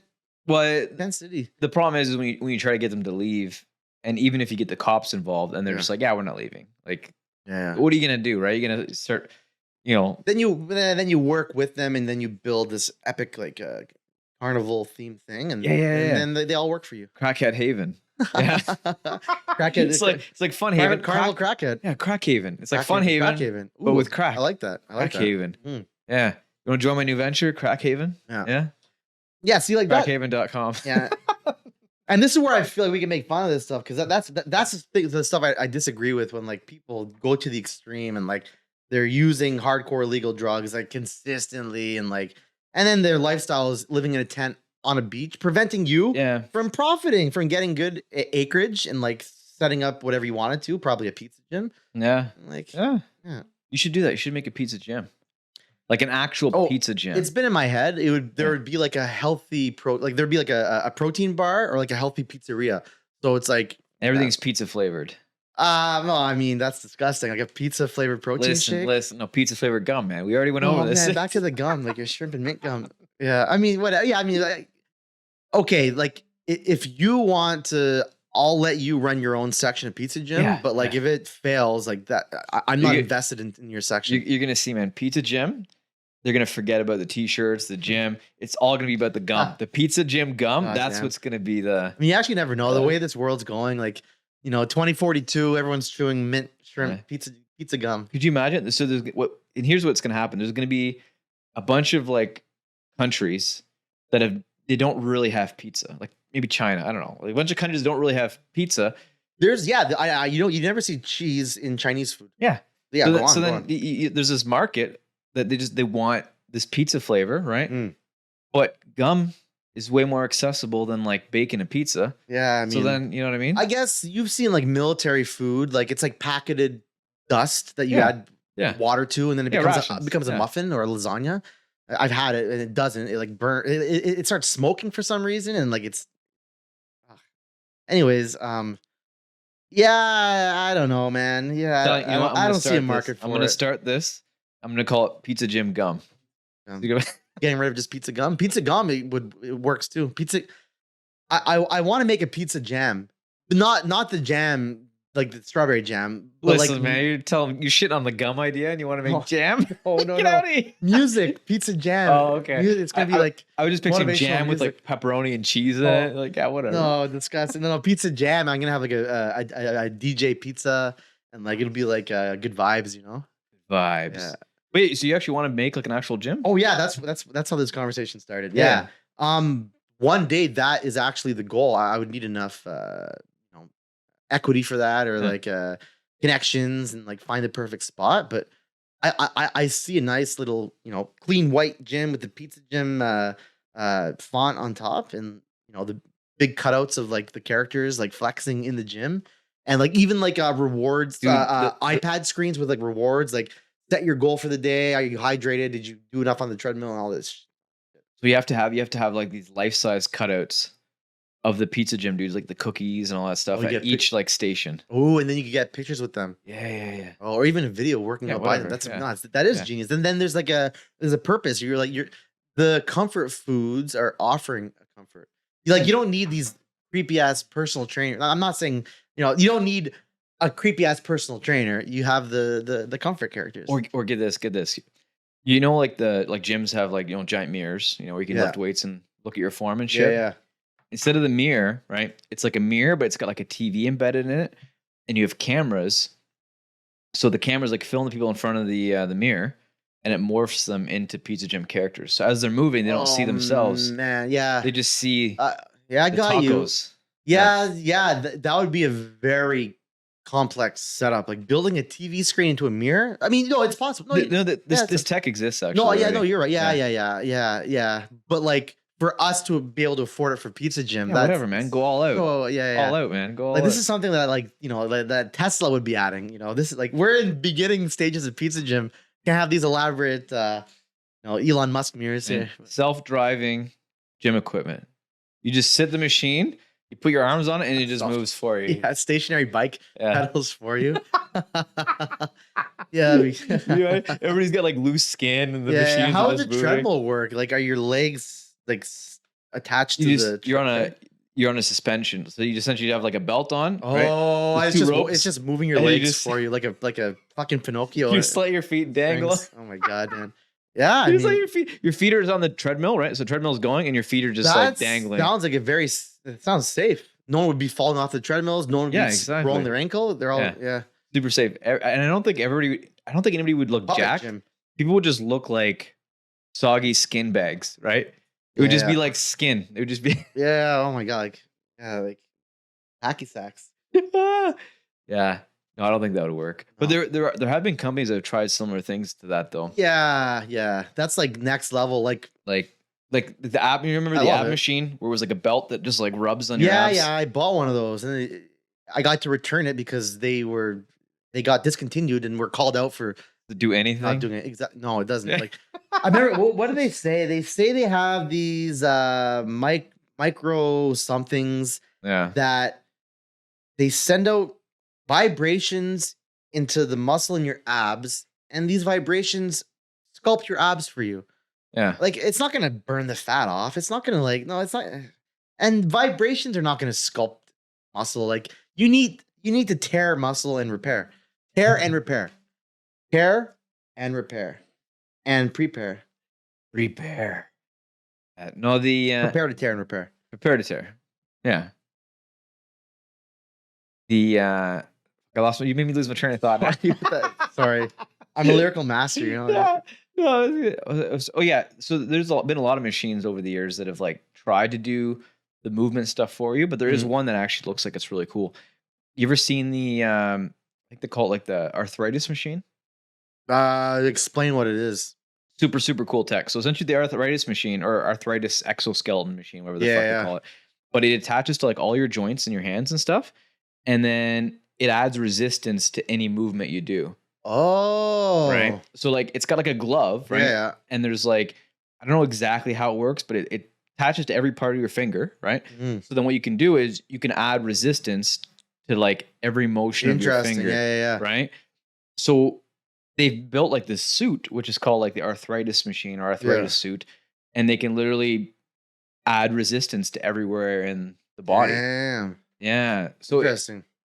It looks super cool. So what they built it for was simulating arthritis to help figure out ways to help patients with arthritis. But like when I was looking at it, I'm like, man, like that would be a really cool like tool to like get stronger, right? Yeah. Because what you could do is you just move around everyday life, right? And just keep cranking up the resistance on your everyday life. But when I talked to a buddy of mine about this, who's like, I don't know what his background is, like physiobiology or something. He's got a university. He's an MD in some kind. And he was saying like, well, what would happen is you would get used to being really strong in all these different positions. And then when you took it off and you throw like a punch, you would like tear and like you like hyperextend or something, or he's like you'd fucking tear all your shit up. Oh. But I'm thinking, I'm like, probably worth it though, right? Because that one punch, like, dude, you could blow up a fucking car, right? Like, I mean, you don't have to be strapped up to this thing 24/7 so that you don't know how it's like without it. Like, you make a good point. Imagine for people like that, let's say paraplegics or people with MS and like people that like need to strengthen, attach that to them for a little bit each day. They're not going to take it off after an hour and start fucking hammering people. Yeah. Well, what I was talking about was using it to like, this is when I was fighting, right? I was like, man, if you had something like this, you could just like throw punches at a bag and you have resistance in every single part of the movement. And then as soon as you take it off, because do you ever train with like weighted bracelets or anything like that? No, just weighted anklets. Yeah, whatever. So I used to train with a weighted vest, weighted braces on the arms, and weighted braces on the legs. Yeah. And I used to do like bag work and all kinds of stuff. And then as soon as you take it off, you literally feel like you're way stronger and faster. Spring up. So I'm thinking like if you were able to apply this to like all your joint movements, like you could really like, and I don't know if it's a feeling. It might be a placebo effect, right? It might be a placebo effect because you were so slow. That's why you feel fast. Yeah. But I feel like you would strengthen everything to the point where once you were throwing punches and stuff without it, you just blow stuff up. You're gonna have like Matthias coming to the UFC, like these hammer fist one punch knockouts. Like 2 seconds in, it's like, what the fuck? The guy blocks, right? You just break through his arms. Yeah. That's the issue. Yeah, if you throw that and he blocks or like, just redirects you, you could go flying out the ring. Or that too, yeah. Or you throw one punch and like my buddy was saying, like your elbow would pop and your wrist would all pop and your shoulder would come out. But it'd be so good for TV. Like like a Matthias UFC fighter, elbow pops out of like the skin. I'd be YouTubing that. I'd be checking that out. Why not? Then you have t-shirts. Your elbow's out. My fighting days are over. I'm not fighting anymore. No, I know. Every once in a while, I kind of feel like I want to still. Yeah, but the cardio, man. I don't want to do the cardio. We're doing a lot of arm wrestling though lately. So where do you arm wrestle then? Oh, it's still the same guys, same group of guys. Oh, Ottawa High Hookers. So it's off Maryville. Actually, this guy Dan, he's hosting it out his place. Oh, interesting. Yeah. Do you bet money on matches? Yeah. Not really. No? I'm not, like I said, I'm not a gambling guy. I'm not a gambling guy. Do people do it though? Oh yeah. People bet on all kinds of sports. Yeah, that's what I figure. Yeah. Huh. Yeah, sports gambling is a very interesting thing because there's two markets. Sorry, technically three markets to sports betting, right? There's your online sports betting market, There's your big high roller market that's underground that happens in like Vegas and places like that, and like places like Saudi and places that have a lot of rich people. Illuminati. And then there's just like your bar scene betting, right, where people are kind of just betting between friends or whatever, right? Yeah. It's very interesting. Well, me and you will do pizza gym for arm wrestling. We gotta think of something. Yeah, there you go. Pizza arms. No. what starts with A? Arm wrestling. What's avocado? What rhymes with? I know. I want to do avocado. Oh, avocado. Yeah. But or avocardio. Avocardio. That's not bad. I got it. Yeah. Does it have to be food, or could it just be anything? So it has to be food, and it has to be an activity. Food and someone pitched meatloaf and motivation today, but motivation isn't an activity, unfortunately. Well, it depends. No, you can't say like, "What are you doing today?" Well, no. What are you doing today? I'm getting motivated. You're getting motivated for something. You're getting motivated for an action. I hope. Like you're just sitting there motivated all day, and then you just go to bed. Like this is me getting motivated. Right now. Like even you're motivated to sit there. You're sitting. Sitting's an action, right? Yeah. So yeah. So we shouldn't have drank beer all the time. Oh, and You gotta go to the washroom too? No, I started feeling it when you said it though. Okay. Yeah. I would take a break in like 2 minutes. All right. But the what was I gonna say? A lot kind of lost train about apps. Arm wrestling. Yeah, you should come out one of these days. You're a strong guy. Come out to one of those. Yeah. So this do you remember what the hell was? Do you remember? Have you ever seen the movie The Fly? It was a horror movie, black and white. Yeah, I've seen The Fly. Yeah. Do you remember when there was a more? It was a more recent version, but when I say more recent, it was still like the 1990s or 2000s. Yeah. What was the director's name? I want to say it sounds like Copperfield. Spielberg, maybe? No, but like a field, like a Copperfield or like Cronenberg.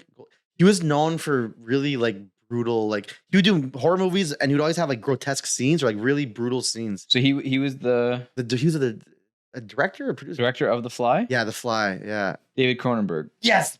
Beautiful. Okay. I knew that. Didn't look it up on my phone at all. David Cronenberg. So there is an arm wrestling scene, and the guy's wrist snaps, and his blood shoots out, his bones are exposed, and like that traumatized me, and like I was actually afraid of arm wrestling because of that stupid movie, man. Really? Yeah, believe it or not, I get PTSD from weird stuff. You should though. I have a table in the garage. I can show you a couple things after we're done. You're right. So I know how to prevent injury. Yeah. Honestly, it's well, you know my background a little bit. I started in MMA and grappling, and karate, and all that stuff. But since discovering arm wrestling, it's a very interesting sport. Okay. There's way more to it than you would think. Like it's not just like going from one side to the other. Well, there's also this timing too, eh? When they say go, like you got to be quicker to it, and the way you're holding. Yeah. There's a lot to it. It's the way your hands positioning. There's back pressure. You want to curl in. There's a lot of different. Another thing people don't notice. I have small hands. Me too. I got little baby hands. Oh, my hands are like a third of the size of yours. Oh yeah. but you need like a bigger hand, big thumb for grip. It helps. Like, it helps for sure. Yeah. No, definitely helps. Do you ever do thumb wrestling? Thumb wrestling? No. Okay, but getting back. Well, against my daughter, I crush her. That's not true. I used to. Now I feel like she's got little twitchy thumbs, man. Oh yeah. I have the muscle there, the thumb muscle. Oh, there you go. Yeah. I have the. Your hands aren't that swell. You got thick hands. You got thick boy hands. I guess from the physical manual labor when I did hardwood flooring and renovation and picking random stuff up. But you should come out with it. Legit. It's Mondays and Thursdays. I'll come out after you train me and teach me some technique. Yeah. After we're done like the podcast, I'll take you out in the garage and I'll show you a couple things on the table. Like legit. No, yeah. I'm down.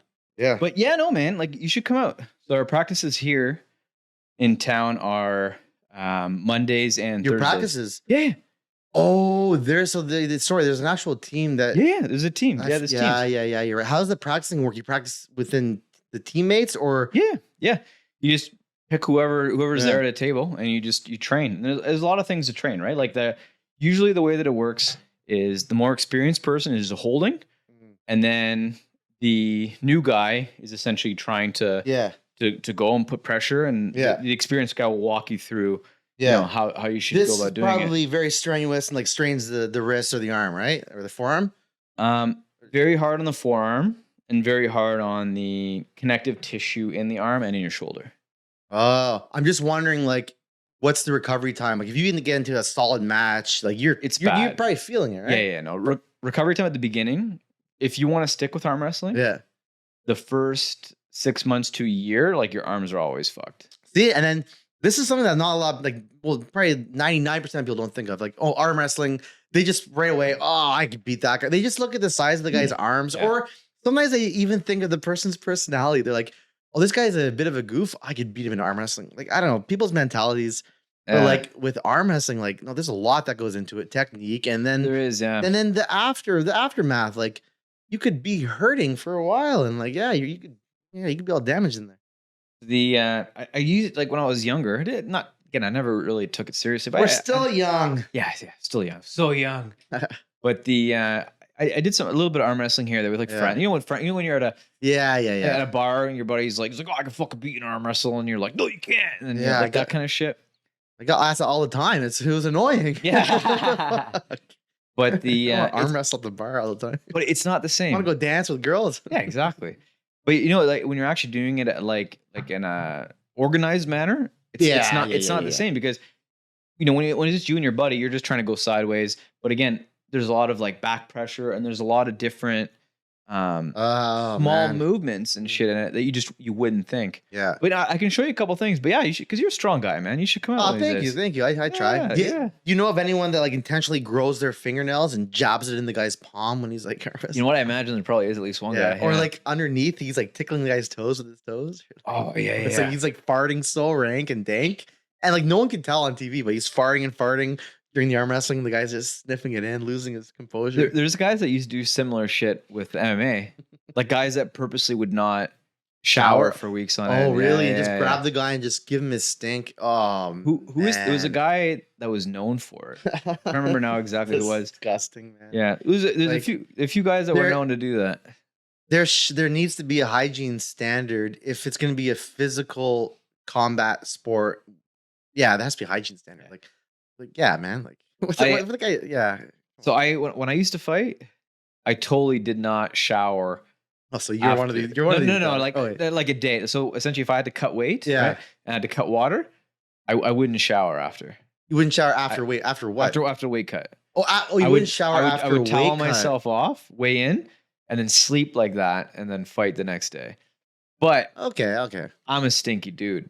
So like when I would do the weight cuts and I'd sweat like crazy, I would definitely not smell good the next day. Okay, I mean, not like crazy bad. Yeah. But enough that you're just like, yeah, you might not want to get like specific, but like, yeah, what's like your feet stink worse or your pits? I'm just a stinky dude in general. Okay. Yeah, I don't know. Yeah. Would you intentionally make your breath stink? Like eat a bunch of onions and garlic and like you were saying, your shrimp and mint, and then breathe in the guy's get him in like some sort of arm bar and just start breathing in his mouth. No, not a big breath, because when you're fighting, you don't want to be that guy. You don't want to be like getting. Yeah, that's too much. Yeah, it's a little much. That's too much. But I see. The thing is, I always just thought it was weird. Like there was guys that such a stupid question. Like, no, but there was guys that would like when they're going to fight, they'd put on like cologne and shit, and it's like, dude, like you're having another guy rubbing on you. Like, why do you want to smell like Alfa Romero or whatever the fucking cologne is? Like, you're fighting a dude. You're not on a date. You know? Like, so that's I find that even scents like sort of sometimes a scent could like stimulate you, or like if I had cologne on and I was like, say I was really into like I was so focused and I was trying to pull off a move and I smelt my Dolce Gabbana, I think I would throw myself off and start thinking of me in like a Tesla, and I don't know, I get my leg broke or something. Yeah, well, I don't know, man. Everybody's different, but like I said, I don't know. I think there's some advantages to catching people off guard in all kinds of ways, right? So if a guy's grappling you, and all of a sudden he's like, oh, what is that? And you're like, oh, gotcha, bitch. You know? Yeah. No, it's I'm trying to remember now there was a fighter that was known to like not shower for like weeks on end before a fight. Oh man, this is disturbing, revolting, horrific. Did you ever do any kind of MMA or anything, or jiu-jitsu? I took self-defense, and I was in a lot of street fights and some bar fights. Oh yeah? Unfortunately, every fight I've been in was self-defense. I've honestly been I've been in like 30 fights, And like full on like squaring up and like these are legit fights and like All right, fight time, man. Fight story time. oh no, I don't want to get into So too many fight what's the stories, worst one? What's the worst one? but, If you tell me your worst one, I'll tell you my worst one. okay, probably when I got jumped in Mont Tremblant by 12 cokeheads. So like if you get attacked by one guy on cocaine, like that's kind of scary. Cause like if a guy's on cocaine, there's no sense, no reasoning. They're in full adrenaline mode, full fight mode.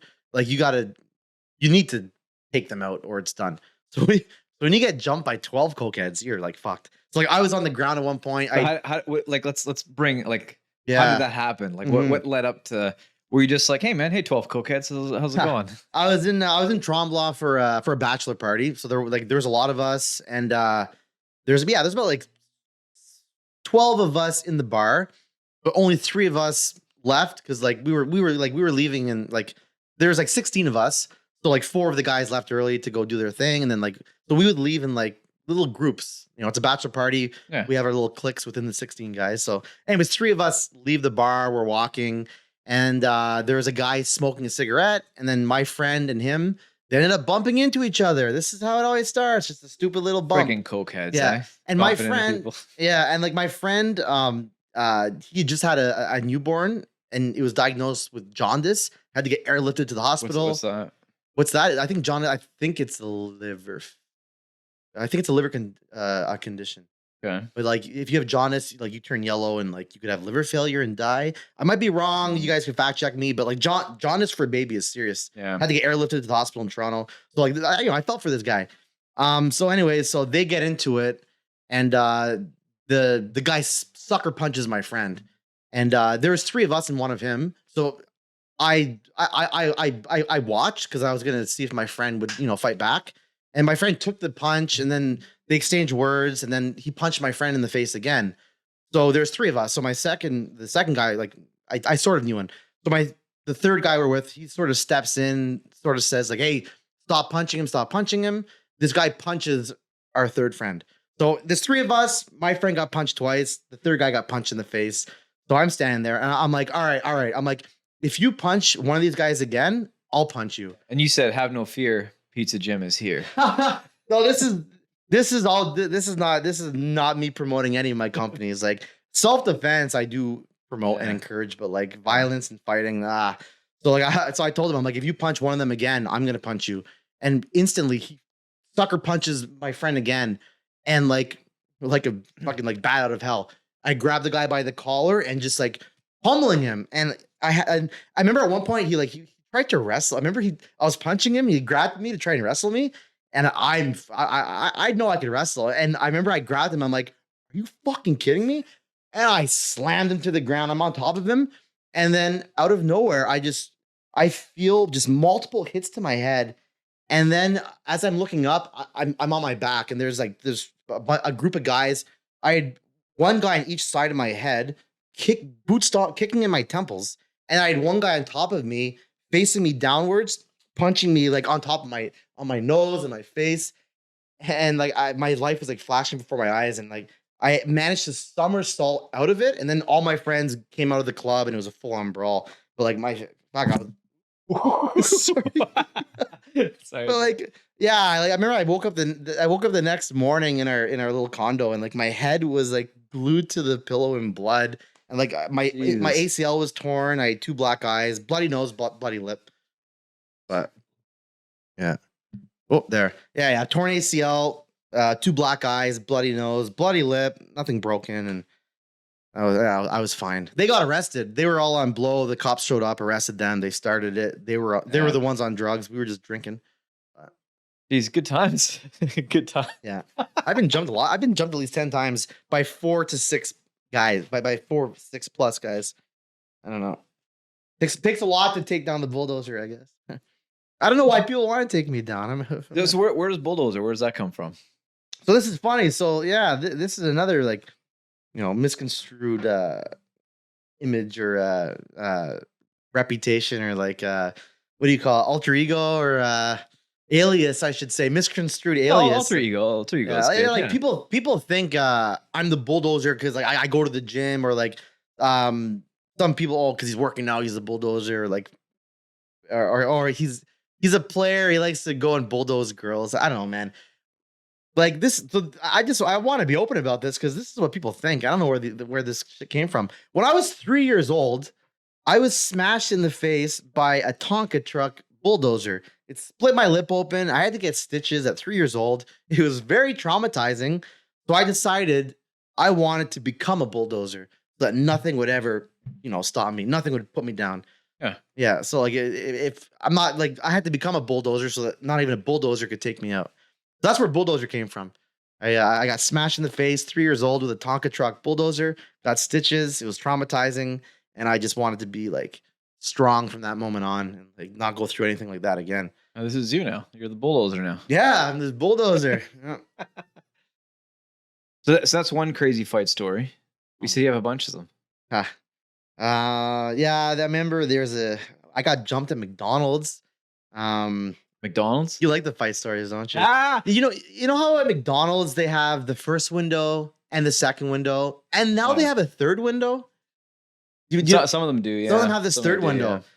The McDonald's on Maryville, man, I don't know if they still have this, but like their third window at the time, went into the actual like McDonald's like seating area. Like their third window it didn't have a cash I don't know like what they use this third window for. Anyways, we were in the McDonald's drive-through and we pulled up to this third window. I think we were asked to. Yeah. We sat there for like 20 minutes and this is like late.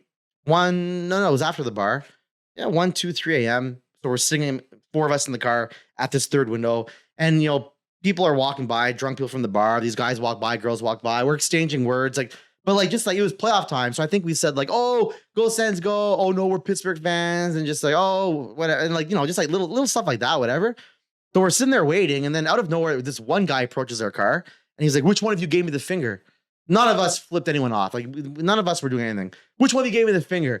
My buddy just takes the blame. I did. So this guy goes at my friend. My friend's sitting in the passenger side of the car. Goes at my friend. So I turn to my friend. I'm sitting beside. I'm like, watch this. I instead of just getting out of my door, for some reason I climb over my friend, get out of his door, and I'm like, what the fuck do you think you're doing? And like I push the guy. He pushes me. As soon as he pushed me, I went blackout. I just started feeding him punches. Not apparently. His arm broke. I found out months after, so I didn't know at the time. So I was punching him. He fell to the pavement. His arm broke. Same thing.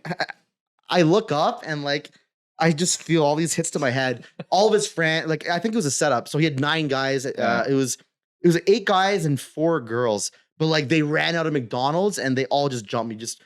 I've never taken so many punches so fast in my life. And like so it was like 12-on-1. I looked for the biggest body. I grabbed onto the biggest body and I just like grabbed onto it and threw it into a bush with myself. And then as I got up, I saw my friends get out of the car. So I continued fighting. Only one of my friends jumped in. The other 2 didn't. So it was 2 of us versus 12. And one guy pulled a tire iron on us. So that's how the fight ended. Like, well, yeah, when the tire iron or a gun comes out, you're just like, okay. Yeah, like my shirt was ripped off. Again, 2 black eyes, bloody nose, bloody lip. I thought my nose was broken. Nope, never broken a bone. But yeah, one guy took out a tire iron, and that's when I turned to the guy's friend. I'm like, yo, like this fight needs to end now. Like he has a tire iron. I'm like, it's 12-on-2. You guys can't knock us out, and you need a tire iron now. like, come on, this has to end. Like, what else do you want to accomplish? Punch us until we're completely bruised and blue. Like, I don't know. You're like the reasonable guy in the brawl. You're like, all right, guys, I think we've reached a level where I think we're all good to go home. Yeah, everybody agree on this? Tire iron, that's the limit. All right, guys. Even in a full-on brawl where weapons are being pulled, where like people are bleeding, and like I'm able to like still reason with the people we're fighting. I remember my one of my shoes was off, and one of the guys I had been fist fighting with, I'm like, can you get my shoe? And he actually went and picked out my shoe and gave it to me. Yeah, you took the shoe and then you're like, just before the shoe incident. So like at one point when when my friends got out of the car and they were fighting, like my 2 friends were like, guys, stop. This is over. Stop. So then 2 of their guys were like, it's over. So we all stopped fighting. It's over. And then I go up to the biggest guy. I'm like, it's over. How's this for over? And I sucker him in the temple like 2 times. And he was so pissed. He starts like feeding me punches and the fight starts again. But I thought that was pretty funny. But at least I get attacked from behind. I went up to his face. It's over. How's this for over? And he was a tall guy. I remember I was punching upwards, and then he was like he punched downwards on my face. And, oh man, God, people love punching me. Such a nice guy. So how's this for? They got the better of me. I'm like, they can't get that. you gotta make a shirt. How's this for over? How's this for Pizza over? J. Yeah, it's never over. Yeah, and then the other fights weren't as bad. Like, I got jumped by a gang, but they only threw a few punches, let us go. Didn't even rob us. I've never been. I've never been robbed. I've been jumped. I don't know why people just jump me for no reason. We're crazy these days, man.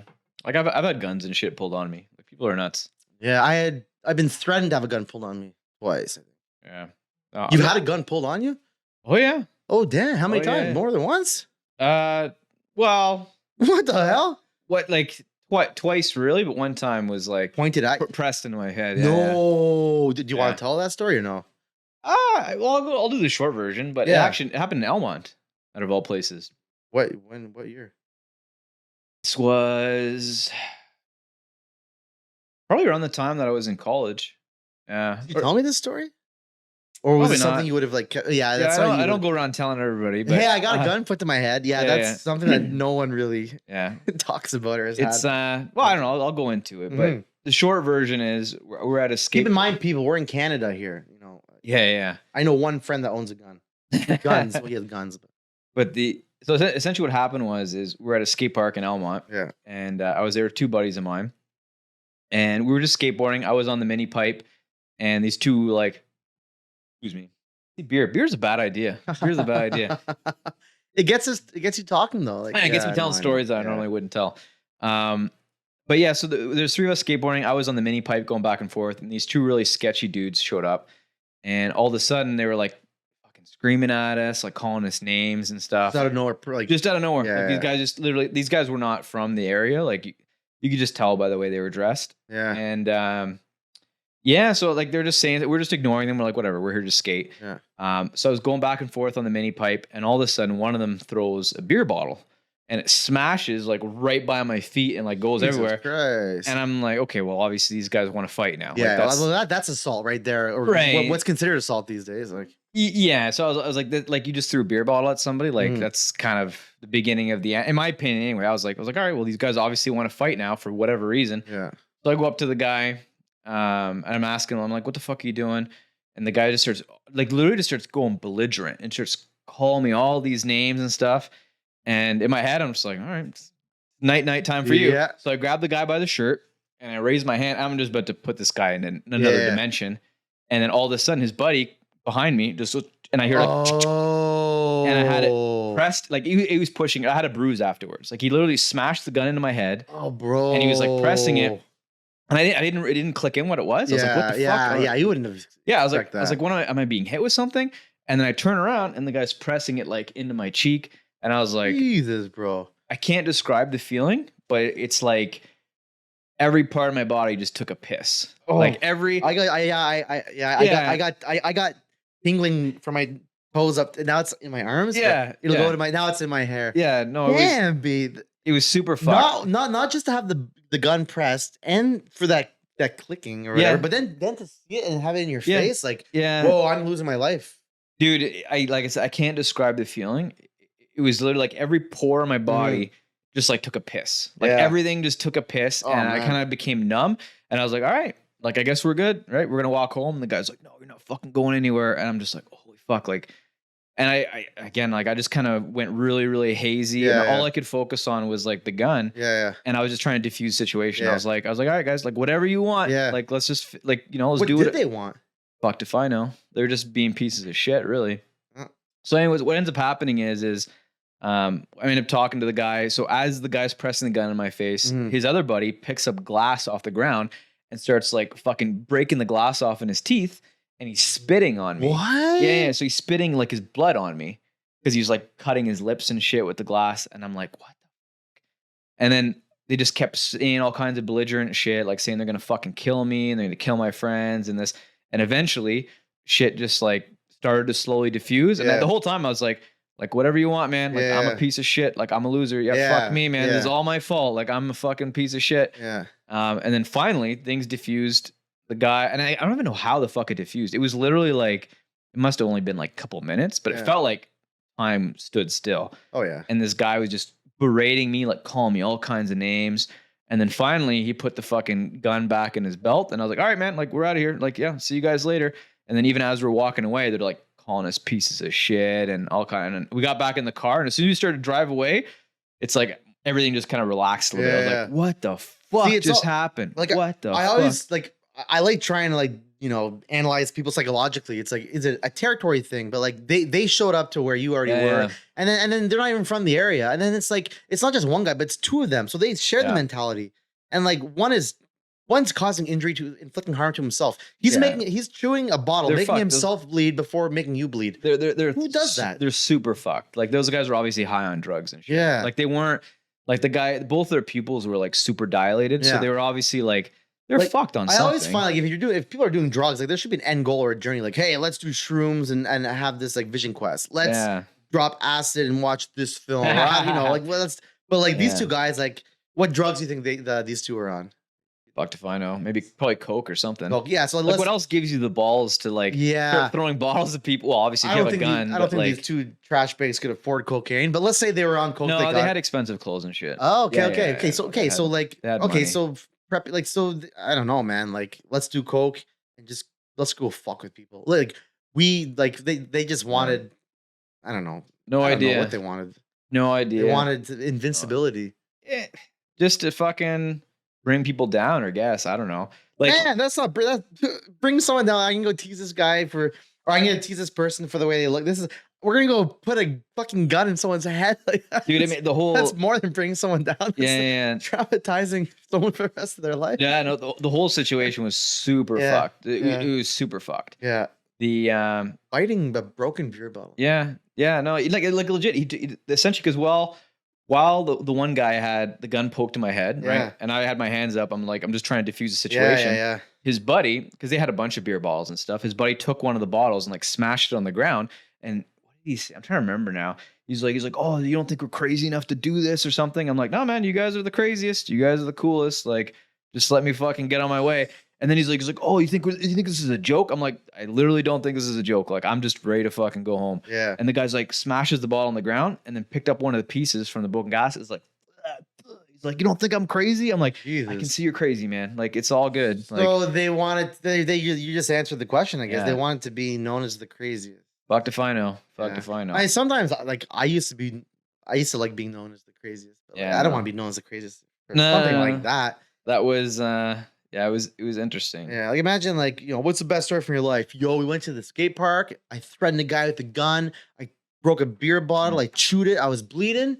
Yo, isn't that just epic? Like you should do what I just did. I'm sure their version of it is way different, but yeah, like that's literally what happened.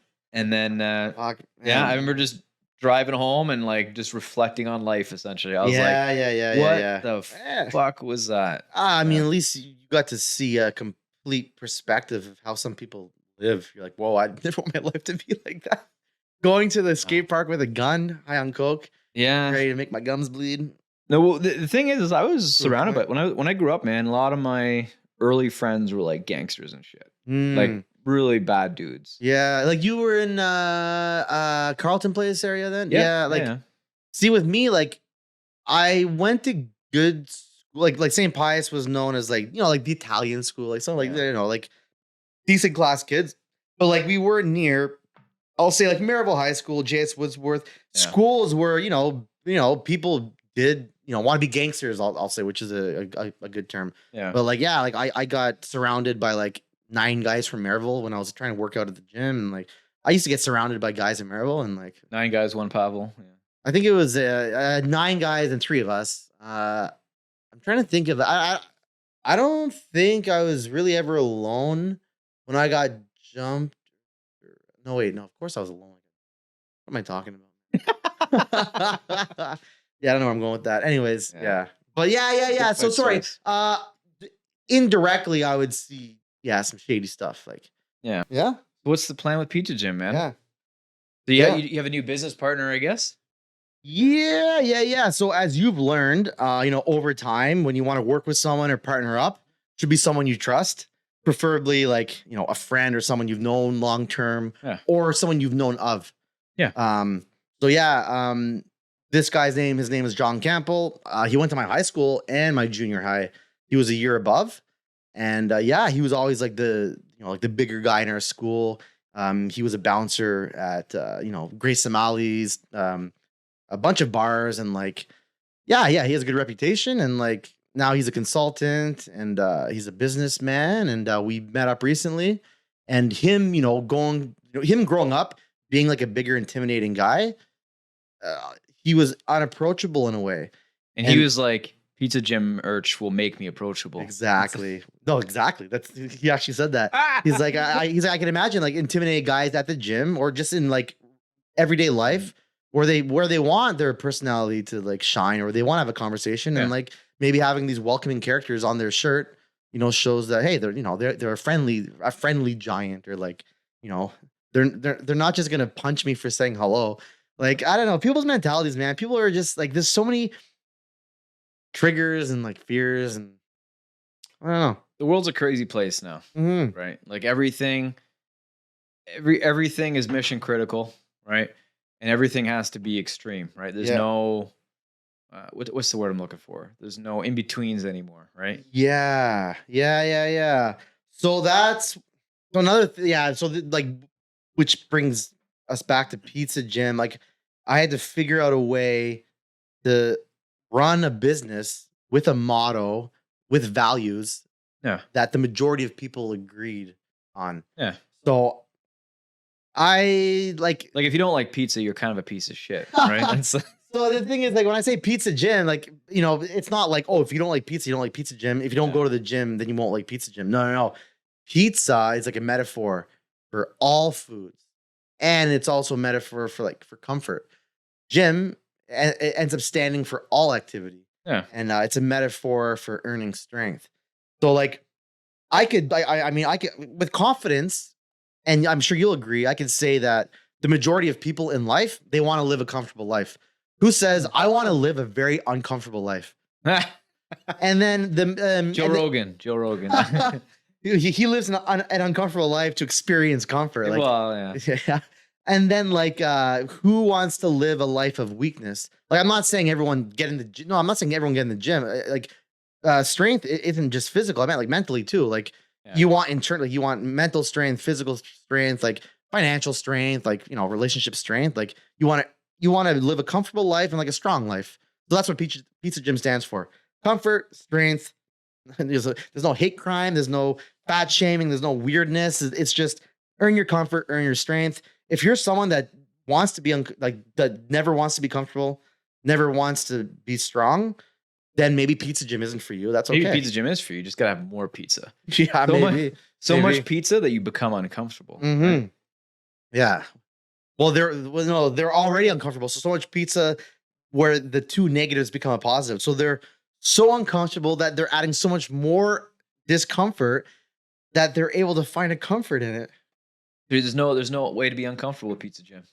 Can't do it. Exactly. Because no matter what, if you're living, you're comfortable. If like, I could say to you, like, what was the most uncomfortable you've ever? Ethiopia, I'd probably disagree with you, but okay. But if you go to that kid in Ethiopia and you say, hey, what was the most uncomfortable time of your life? I'm hoping they don't say it's right now. I'm hoping there was a hard time that they could sort of reflect back, and there could be like, at least there is a sort of hope, and like, I'm building towards something. Yeah. But it is sad you say that, because like, there is so much fucking poverty and third world stuff that like, it's crazy. And there's no hopeful near future for areas like that, which is sick. The thing is, I think there is. I think just people need to bring more awareness to it, or it's not even awareness. Bring more opportunity or something to that area. Money and wealth in the world is distributed very unequally. Oh, right? Fuck. Yeah. And it like, when you think of somebody who's rich, like, you're like, oh, that guy's got a nice house, nice cars. But like, in reality, the people that are really rich are fucked. They have more money than like everyone else combined. Yep. Right. So, and there's a lot of ways. I mean, this is not the podcast to figure out how that happened. There's a lot of other resources to see it. But those people need to kind of take a bit more again, this is my opinion. Need to take a bit more responsibility on the things that they're affecting, right? Because if you have that kind of wealth, you can literally affect elections in countries, right? Yeah. You can literally change the trajectory of a country Oh yeah. or of a company by just injecting wealth in the right Look places. what Pavel Escobar did. And that's like a public, true example. Like that's a true story. Like, yeah. So, but anyways, all I'm getting to is parts of the world right now that are like completely fucked. Yeah. They're fucked because people that have a lot of money, they kind of want them to stay fucked. Yeah. There's a lot of it. There's incentives for those places. Yeah, I know. Yeah. But yeah. So yeah. Anyways, not to be on a downer. Pizza Gym is the future. Pizza Gym is going to solve world poverty. Exactly. So, and that's the thing about like, I remember a lot of people are already like, a lot of athletes, celebrities, businesses, companies, people like they all want to donate to charity, and like people are like, oh, I donate to this charity. So a Pizza Gym, I don't just want to donate to like random charities, just donate to charity. Yeah. I want to find like causes I believe in or diseases or illnesses that I'm close to or that the Pizza Gym community is close to and address it. You need to talk to? So the last podcast that I did was my buddy Marcelo. Mm-hmm. I'm pronounce Marcelo. Yeah, Marcelo, I think. I don't know. You guys know. Yeah. But no, I think I'll connect you with him. Yeah. Because essentially what he's doing is he's starting kind of like a clothing line type thing as well. Mm-hmm. And his goal is to take 100% of the revenues and donate them to like charities that he knows for sure are going to do good things. Yeah. Like one thing I did was like when coronavirus first started and Pizza Gym was shut down. So I should like reiterate. So yeah, Pizza Gym, the business was shut down. The website was still living, but products would take 2 months to get. So no one was ordering, but the website was there. And I paid to print off a bunch of these hats. Pizza Gym. The Pizza Gym hats do look slick, by the way. Yeah. So what I was selling them for 25 to 40 bucks a piece. And I donated all profits to the Ottawa Food Bank. Because it's like coronavirus, like people are really struggling now. Ottawa Food Bank. I mean, I live in Ottawa. That's close to home. Something I do believe in. There we go. So other things will be, like MS. I have an uncle, aunt diagnosed with MS 25 years ago. Cancer is another one. A close family member was diagnosed with cancer. Also post-concussion syndrome and CTE and like things that are like sports related injuries. Those suck. You're at the prime of your career in your 20s and your 30s, and then 40, 50, 60, 70, 80, 90. But some people do live to be 100. Yeah. What about those years? If you have issues from sports for longer of your life than what you were playing for, that it's sad. It's a real thing. Mm-hmm. It's a real thing. So I want to donate to research. Like there has to be brain repair, membrane repair. All cells can be repaired.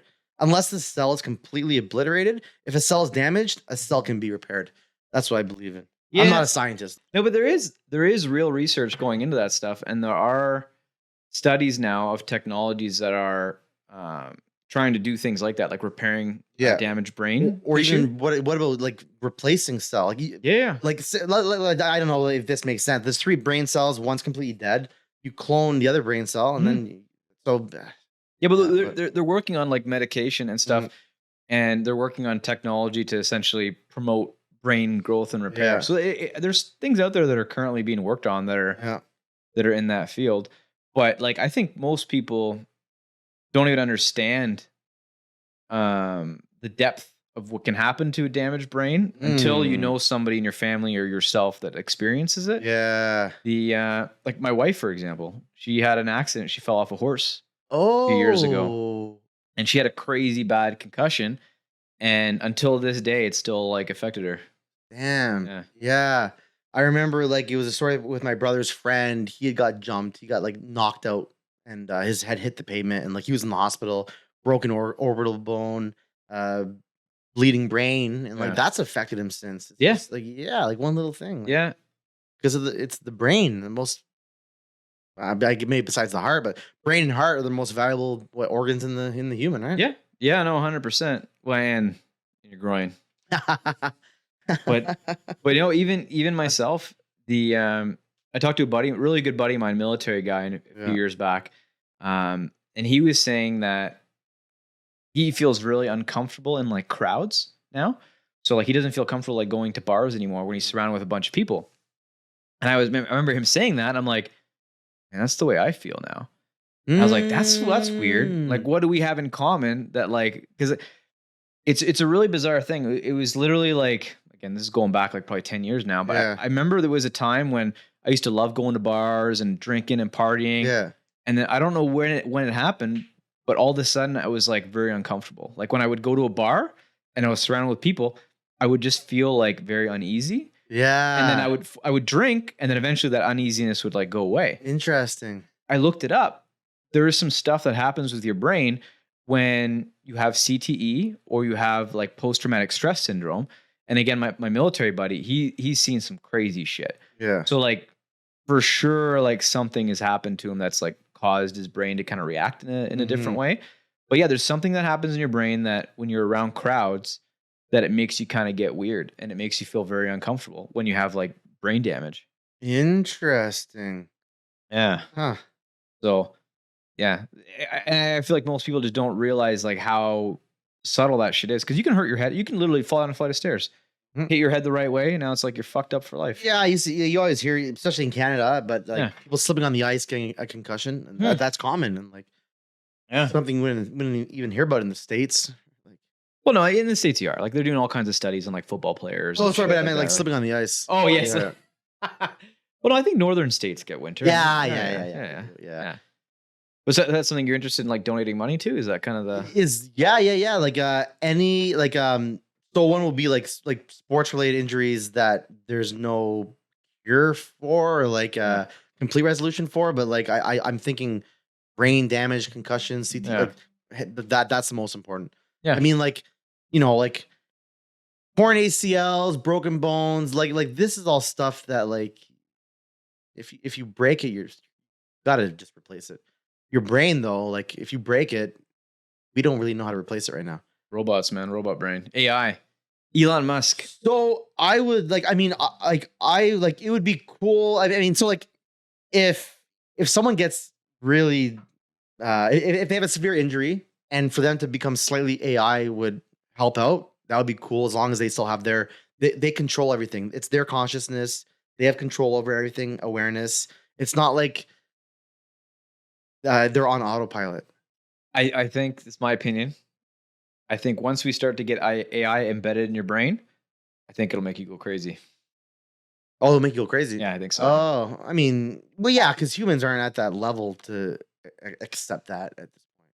But like humans can't even drink milk.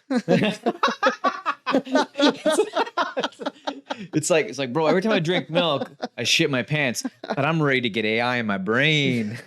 I find that more people were able to drink milk years ago than now. Now it's like, now we have oat milk and almond milk and soy milk, and no one could drink milk. And like, no one could even eat meat now, and no one could. Oh man, but that's another bunch of topics. Yeah. Yeah. That's another podcast all on its own. Yeah. But like, back to the brain. Yeah. No, but I think I don't know what the answer is. I know there's procedures and medication that they're starting to play around with that essentially causes your brain to start healing and repairing certain parts of the brain. Yeah. But I think things like Neuralink, like the Elon Musk's thing that he's working on. Yeah. My opinion is once you get a chip in your brain that can like read and write the electronic pulses in your brain, I think you're going to go crazy. I really think, because now you got to think, right? So do you know how Neuralink works? I don't think I do. No. So the way that I assume it's all based off triggers from your brain. So my noob version of this, right? The explanation is you have this chip, right? That has, AI in it. It has a bunch of sensors and shit. And then it has these electronic strands, these like microscopic strands that go into your brain, right? So this chip is sitting on your head, and I think they cut a piece of your skull out, and then they put all these little strands that go into your brain. And those little strands, they simulate electronic pulses that are happening in your brain, and they can also read the electronic pulses that are happening in your brain, right?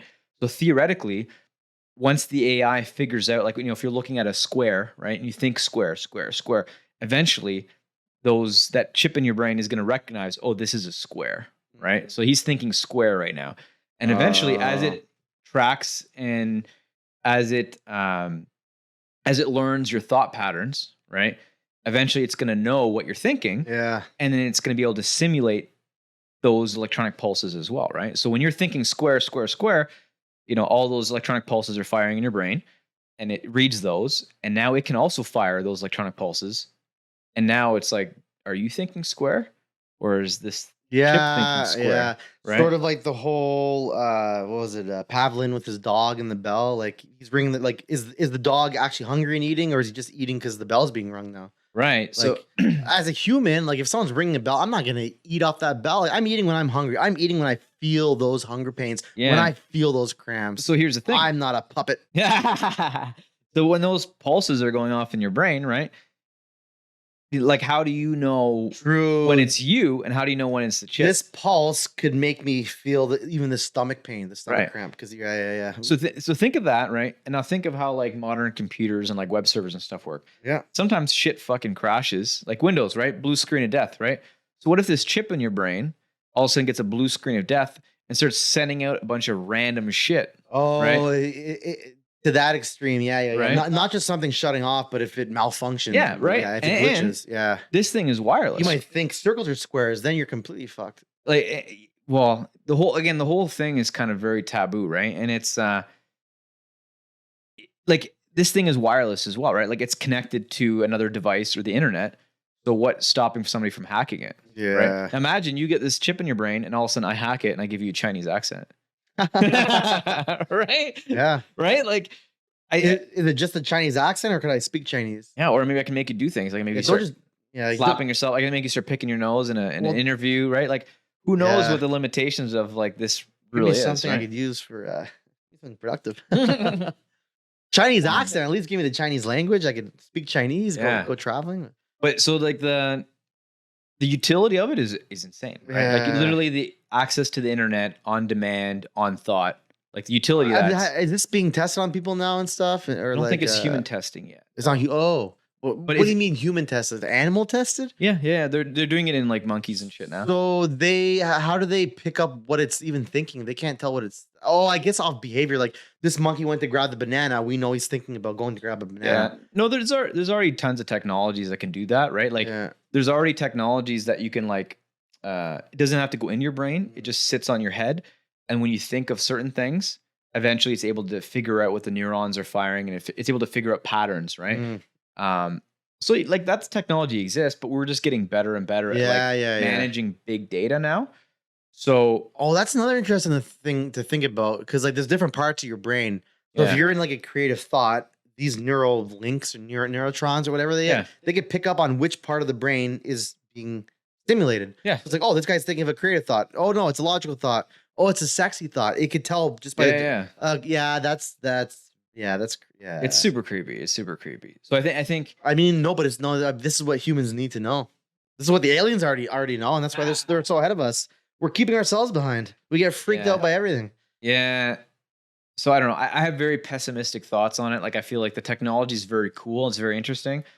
But in my opinion, I feel like once we're at the point where we have like a working neural link and you can like read and write thoughts to somebody's brain, I think things are fucked now. We just need an abort option. As soon as there's any kind of weird pattern, that chip pops out of your head. So here's the problem, right? Here's the problem.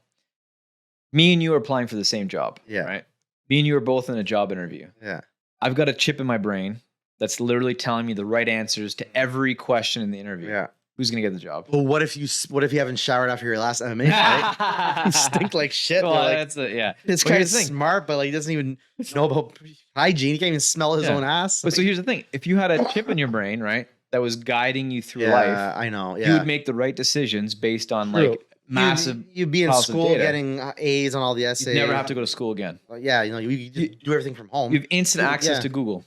Yeah, that's right. It's like I don't need to go to school because like this is the job I want. Well, now I know exactly how to get there and get that. You don't even need the job. Oh, this is the money I need. I can just get that money.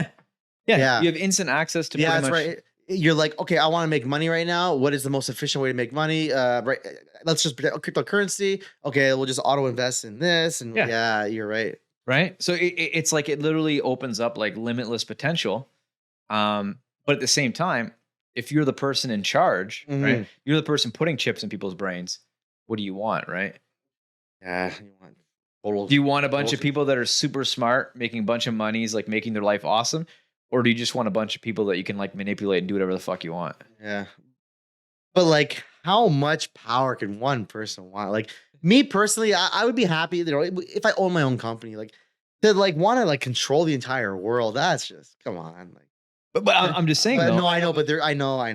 it's like one of these weird things. Is like once one person gets the chip in their brain and Yeah. it's able to help them at everything they do now, and it becomes commonplace. Like you can buy it, like you can spend $100,000 and get a chip in your brain, Yeah. but you can make up that $100,000 within like a month of just fucking around with this chip, right?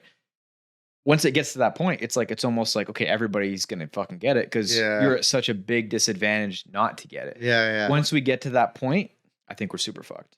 Ah. Yeah, I think so.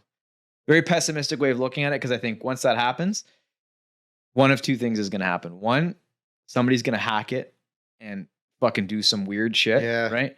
Or these companies that are doing this, they're for-profit companies, and they're going to do what's best for the company, not best for the individual. I feel like we've always been fucked. maybe. Like humans as a race, like, we progress with technology, but like there's always a war. We're always like killing each other. There's always a disease we can't like, cure. Like it's super fucked. Yeah. Like we put all our money into like fighting combat. Like, oh, we need protection. We need military. We need guns. We need tanks. We need money into protection from what? From our, like, we're just killing each other. That's what we're protecting ourselves. We're protecting ourselves from ourselves. All that time, money, and research and energy into protecting yourself from yourself. That's sad. It's learn to grow. Like, how like self-destructive are we? Crazy, man. Well, and you look at what's happening around the world right now. Right now, the entire world is funding this, like, I don't want to get too much into politics. Let's drop it after this. But like, the entire world is funding this like bullshit war over nothing in Ukraine and between Ukraine and Russia. Yeah. And at the same time, all these governments are trying to like disarm their own people. Yeah. Right? It's a big hypocritical mess. It's so fucked because it's like, yeah, send all the weapons to Ukraine. It's like, oh, take all the weapons from the people, and it's like you have these two messages going out, that are very like contradicting of each other, it's right? a mess, man. So, and then you have all these like celebrities and politicians that are saying like, oh, nobody needs guns, and then you see pictures of them. They're have an armed security of like 16 people, all of them with fucking guns and rifles, and it's like, yeah, okay, you don't need a gun, but your security detail fucking laced with guns, right? Yeah. So, anyways, I have very strong thoughts on that stuff. Yeah. Well, I mean, but like, the strongest thought should be humans are killing humans. Yeah, it's just like that's the main point. Like that shouldn't happen.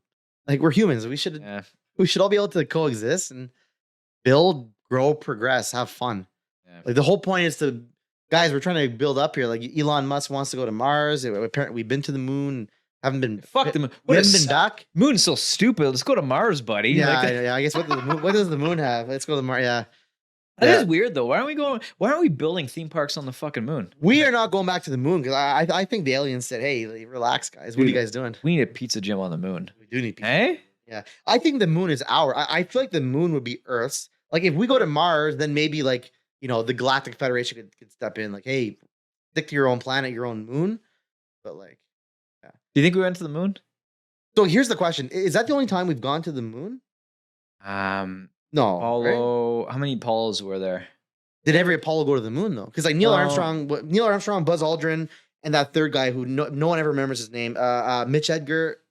I remember his name. I think the U.S. went to like different countries. I want you to actually Google this. How many times has man been to the moon? So I think the U.S. has been there 3 times. And I think Russia's been there and China's been there. Right? Then what I want to know is the most recent landing. This is an interesting topic. There we go. How many times and then it's already says, have you been to the moon? Okay, let's hear it. So there were 6 crewed U.S. landings between 1969 and 1972. Numerous uncrewed landings, but who cares? How many times has man been to the moon? Yeah. Britannica. So long. Can I just give me a number? And did you say between 1969 to 1972? Yeah. So there's been no recent landing? No. Do most recent moon landing. And human. Most recent? Most recent human moon landing. Most recent. Most recent. Recent. Oh, when you type in most recent into Google, it comes with most recent moon landing. What? Yeah. Weird. So Apollo 17, December 7th to the 19th, 1972 was the final mission of NASA's Apollo program, the most recent time humans have set foot on the moon. Is that a joke? Oh, that's You real. said 1972? Yeah. Is that 50 years ago? 1972 is pretty damn close. So to the it. last time man landed on the moon was 50 years ago. Yeah. We did not go back to the moon. Well, December, right? So not, yeah. So not almost, yeah, almost 50 years. Okay, Yeah. 49 and a years. half. Yeah. 49.9. No, yeah. So that's a question for humanity. Why haven't you guys gone to the moon in the last 50 years? Well, there's a lot of conspiracies, right? Yeah, I know exactly. A lot of conspiracies are that we've been to the moon since, but they saw aliens and shit, so they haven't publicized it, right? Yeah. And then there's also the Nazi moon bases. Yeah. I feel like I feel like Nazis would have stuck to Earth. There was always that Antarctica theory, but like I don't know, you can't just no. It makes no. But here, actually, this is gonna like look at the Russia invasion on Ukraine. Within how many weeks were the Russian soldiers like struggling like shit? Like we're starving. We have no places to stay. Like the fuck, you have all these Nazis go to the moon, to Antarctica. Like Russia goes to a couple countries beside it, and they're fucking fucking struggling. Like it is crazy. It's like all right, we can't live in Antarctica for more than a few weeks, but like fuck it, we'll go to the moon. Yeah. They always say we have Nazis living in Antarctica on these underground bases and living in the moon, and it's like I don't know, man. Like they're still there. How old are they now? Fucking 100, 120. Imagine there was like a colony.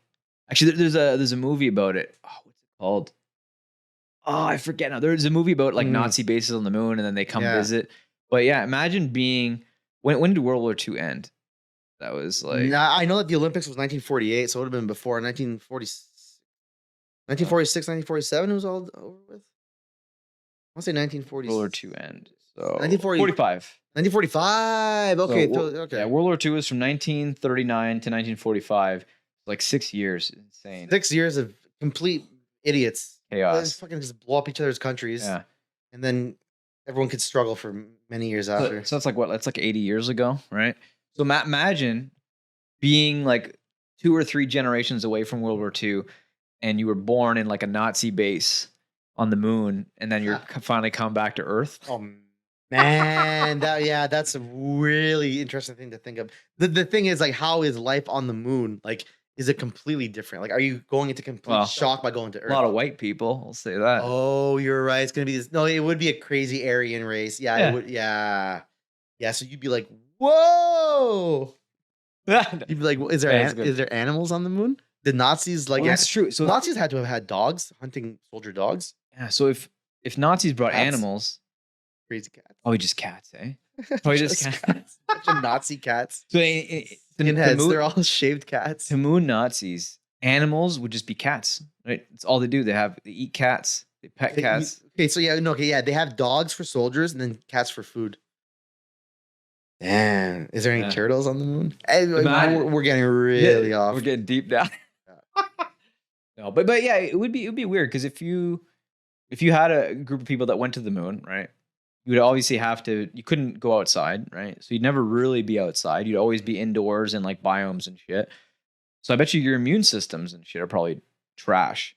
Like I bet you those people, if they were to come to Earth, especially with coronavirus, someone would sneeze on there, just die. They wouldn't be immune to what's happening here. They'd be immune to whatever's on the moon. Like I don't know what they have, little moon potato bugs, and like their own version of coronavirus, like their own little. Imagine they have moon coronavirus there right now. Yeah, moononavirus. I mean, you never know. Yeah. But actually, maybe answer your own question. That's why we can't really go to the moon and stay there, or go to the Mars, because our immune system isn't ready for it. Or like, I don't know. Well, I think we don't have the technology. So I believe that there is aliens. I just believe that humans don't have the technology to travel within our solar system. We're kind of sad. Like we're putting all our money into fighting each other in military. Like put it into exploration. I'll just get the mic closer to you. Yeah. No, I think, yeah, Yeah, I don't know. Cause if you listen to what's happened to like astronauts when they've gone just into space, Yeah.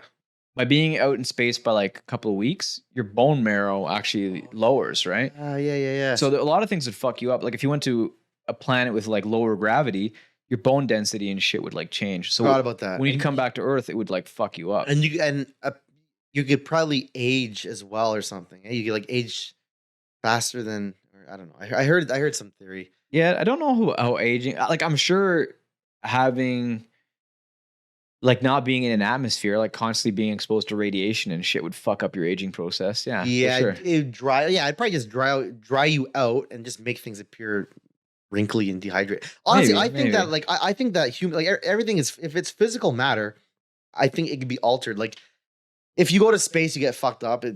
Whatever whatever it does to your bones, your skin. In theory, I think that could be treated, or like um, what's the word? Not reverted. Reverted. Revert. Yeah, like Or- revert, going back. Yeah. Taking it Is back. that's not the word. Reverted. Yeah. Switch back. Yeah. Just like I what think you- it's possible. I don't know if we know like Yeah. have the technology or medication for it, but yeah. just I like you're think doing that- with Pizza Gym. You're bringing it back. Yeah. Hey? But with me, I like to say Pizza Jim has been in a coma. Like it comes in and out of the coma because it's always been living. It's never been completely dead. Yeah. Now it's born again. Born again. Yeah. Strong. Yeah. Stronger than ever. More comfortable than ever. Oh yeah. Sorry. It was the movie set guy. Ah, there we go. Yeah. Fuck, we never even talked about that. What the fuck were you doing today? Oh yeah. So I signed a contract, so I work part-time for the movie industry now. I am a locations production manager. So that could be like anything. So like they look around Ottawa for places to film. Once they choose a spot to film, I drive to the location, drop off notices to the neighborhood, let them know they're filming there. And then I get to be a part of the production. So maybe I'll drive actors to set. Maybe I'll go and protect home interiors so that Fucking they A. can film there. But yeah. So I'm doing some crew work now. It's kind of cool. Sick. So yeah. Do you get to do scouting and stuff too? Currently I'm not scouting yet. The guy who hires me does the scouting. No, I mean So- scouting for like locations and stuff. So I'm not scouting for locations. The guy that hired me scouts for locations, then Yeah. I do the aftermath. But I mean, who knows? One day maybe I will be scouting for Yeah, locations. So that'd be sick. I know the hot spots in Ottawa. Oh yeah. Oh, yeah. So if you were to film a movie in Ottawa right now, where would you go? Where would you do it? So it depends what kind of movie it is. Is it is there a serial killer? Is there like aliens? Is there dinosaurs? Is it a drama? Is it a Yeah. comedy? Dinosaurs. Like if it's a comedy, like who cares where you're filming, right? But like it's all about like, do I need big elaborate houses? Do I want the parts of Ottawa where it's like the water scene and like the boats and cottage country, or like Yeah. what season is it? There's a lot. There's a There's lot, too lot much to that think goes about. into it. I want to make a movie. Yeah. Want to make a movie? I've made so many movies in my head. Let's make like a really awesome movie. It sounds like a lot of work. It is, right? We'll start off with a podcast. Yeah. Yeah, no, I've had tons of ideas. I feel like I don't know. I feel like there needs to be a better space for like low budget indie movies to like be available to people, right? Because I feel like right now, if you're making like an indie film, like how do people find it? How do people go watch it? Well, that's the thing. Like YouTube, maybe? I don't know. No, exactly. Yeah. Like what all the independent filmmakers submit to film festivals. That's the Yeah. first thing they do. And then social media. So like they'll put on YouTube, hope to get views. They'll Yeah. push that to Facebook and Twitter. The movies I'm working on, they go on like the movies of the week. On them, like even the movies I work for aren't big movies. There aren't movies that will really get too much attention. So it's a struggle, to be honest. Yeah. And like look how expensive equipment is that firsthand. If you want to shoot a movie, you need actors. A lot of people won't pay the actors, then they get actors for free. Yeah. But then when it comes to equipment, if you need a video camera, editing software, like maybe you could get free software, but you can't get a free camera. You got to rent it out or pay for it. Like there's costs. Like filming a movie, filming stuff, it's expensive. True, right? Yeah, it's expensive. I'm curious why. Maybe there's got to be something, but like right now, there's Netflix, right? Netflix is for like, big movies and like things that are TV shows, and then things that are kind of in the middle of the tier, right? And then Netflix has like their own independent films and TV shows now too. Yeah. But like, where would be a if you want to watch like just independent movies? Is there a platform for that?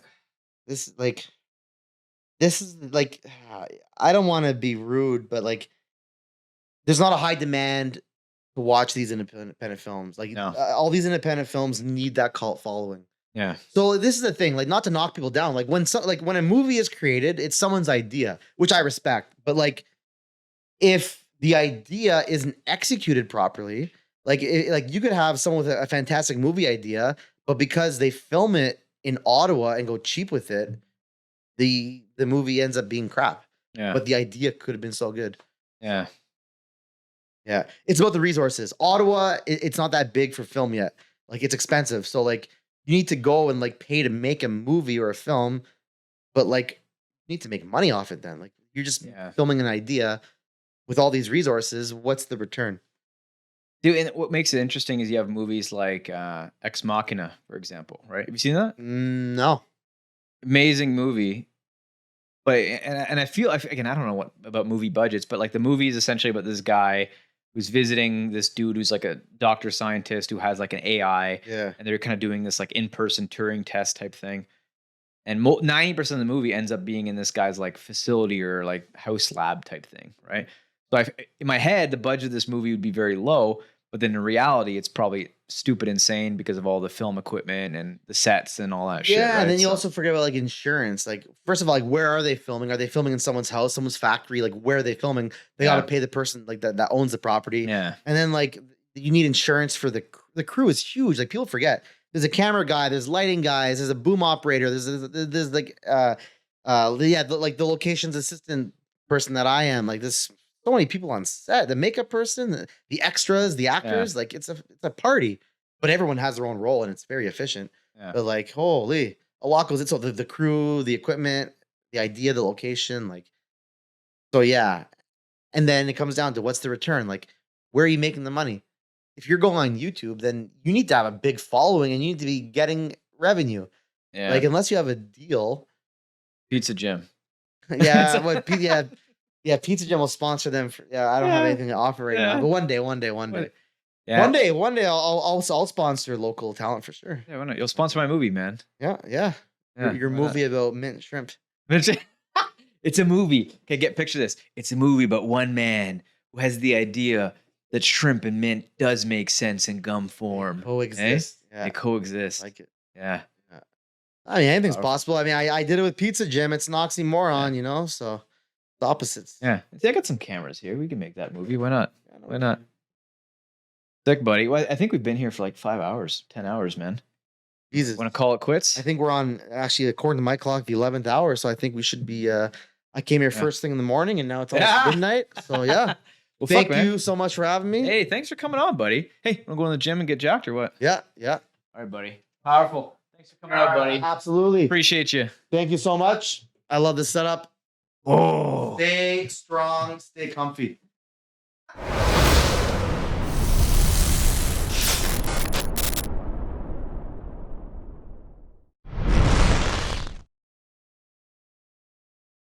Me, I want a hue like you.